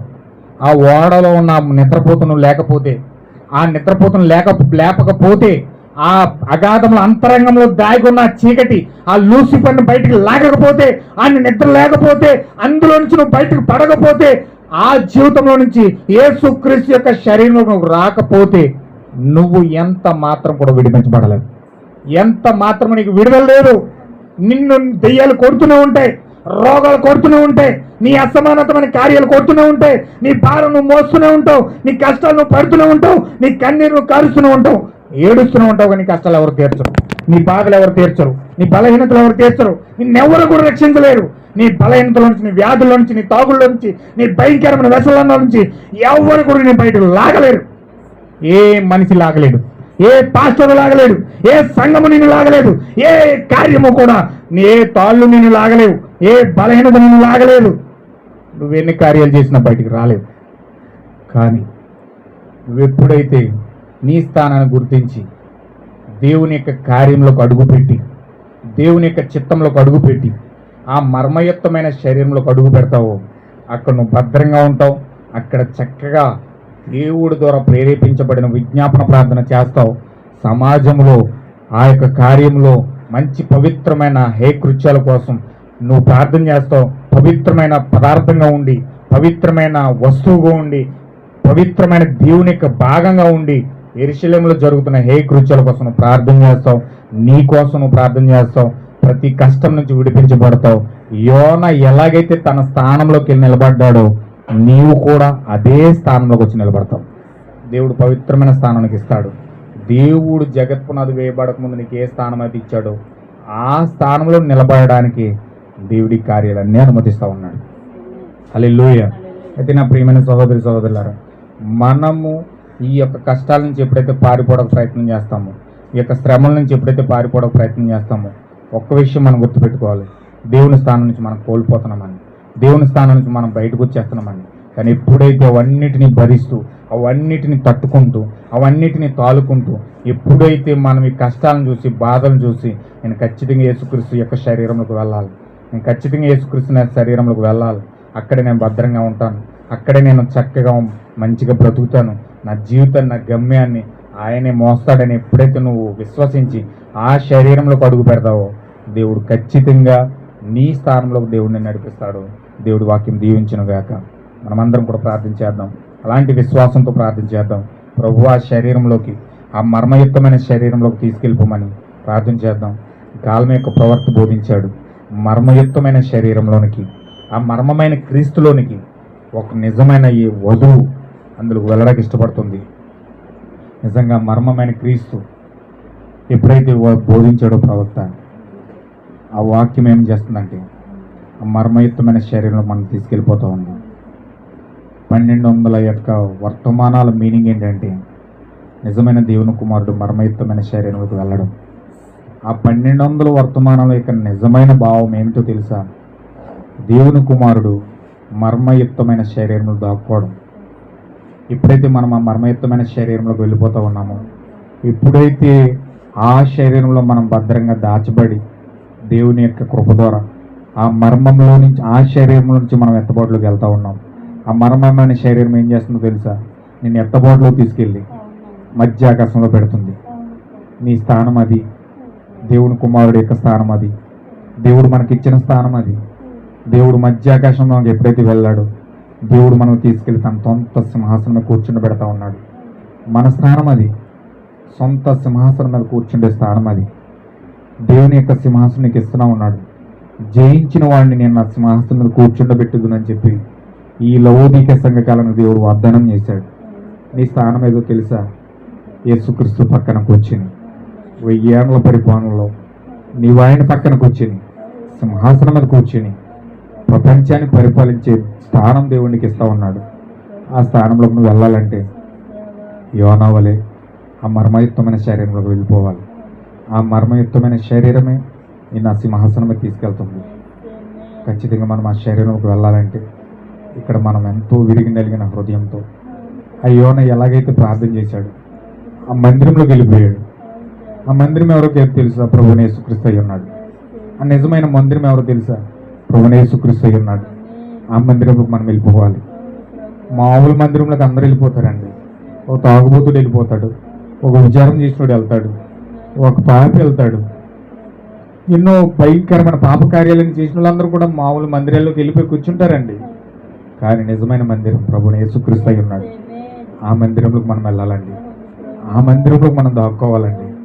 ఆ పర్ణశాలలోకి మనం వెళ్ళిపోవాలండి. ఆ గుడారంలోకి మనం వెళ్ళిపోవాలండి. ప్రభుత్వం బోధించాడు గుడారపు దర్శనం అని. ఆ గుడారం ఎవరో కాదు, ప్రభువైన యేసుక్రీస్తు అయి ఉన్నాడు. ఆ గుడారపు దర్శనం ఎప్పుడైతే నువ్వు పొందుకున్నావో, ఆ యేసుక్రీస్తు యొక్క శరీరంలోకి ఎప్పుడైతే వెళ్ళిపోతా ఉన్నావో, ఆ మర్మయుక్తమైన శరీరంలోకి ఎప్పుడైతే నువ్వు దాక్కుంటా ఉన్నావో, ఆ శరీరం నేరుగా నిన్ను తీసుకెళ్ళి ఆ సింహాసనంలో కూర్చుండి పెడతా ఉంది. మనం ఆ శరీరంలోకి వెళ్ళిపోదాం. దానికోసం మనం ప్రార్థించేద్దాం. దేవుడు మనం ఖచ్చితంగా దర్శించేలాగున అనేకమైన కష్టాల ద్వారా, శ్రమల ద్వారా, యెరూషలేములో జరుగుతున్న హే కృత్యాల ద్వారా మనం ప్రార్థించి విరిగి నలిగిన హృదయంతో, కన్నీరు కార్చి, భారంతో, మనము చాలా భరంతో దేవుడి దగ్గరికి మొరపెట్టి ఆ పరిశుద్ధమైన మందిరంలోకి మనం వెళ్దాం. దేవుడు మనకు సహాయం చేయను గాక. ప్రార్థించేద్దాం. మన అందరూ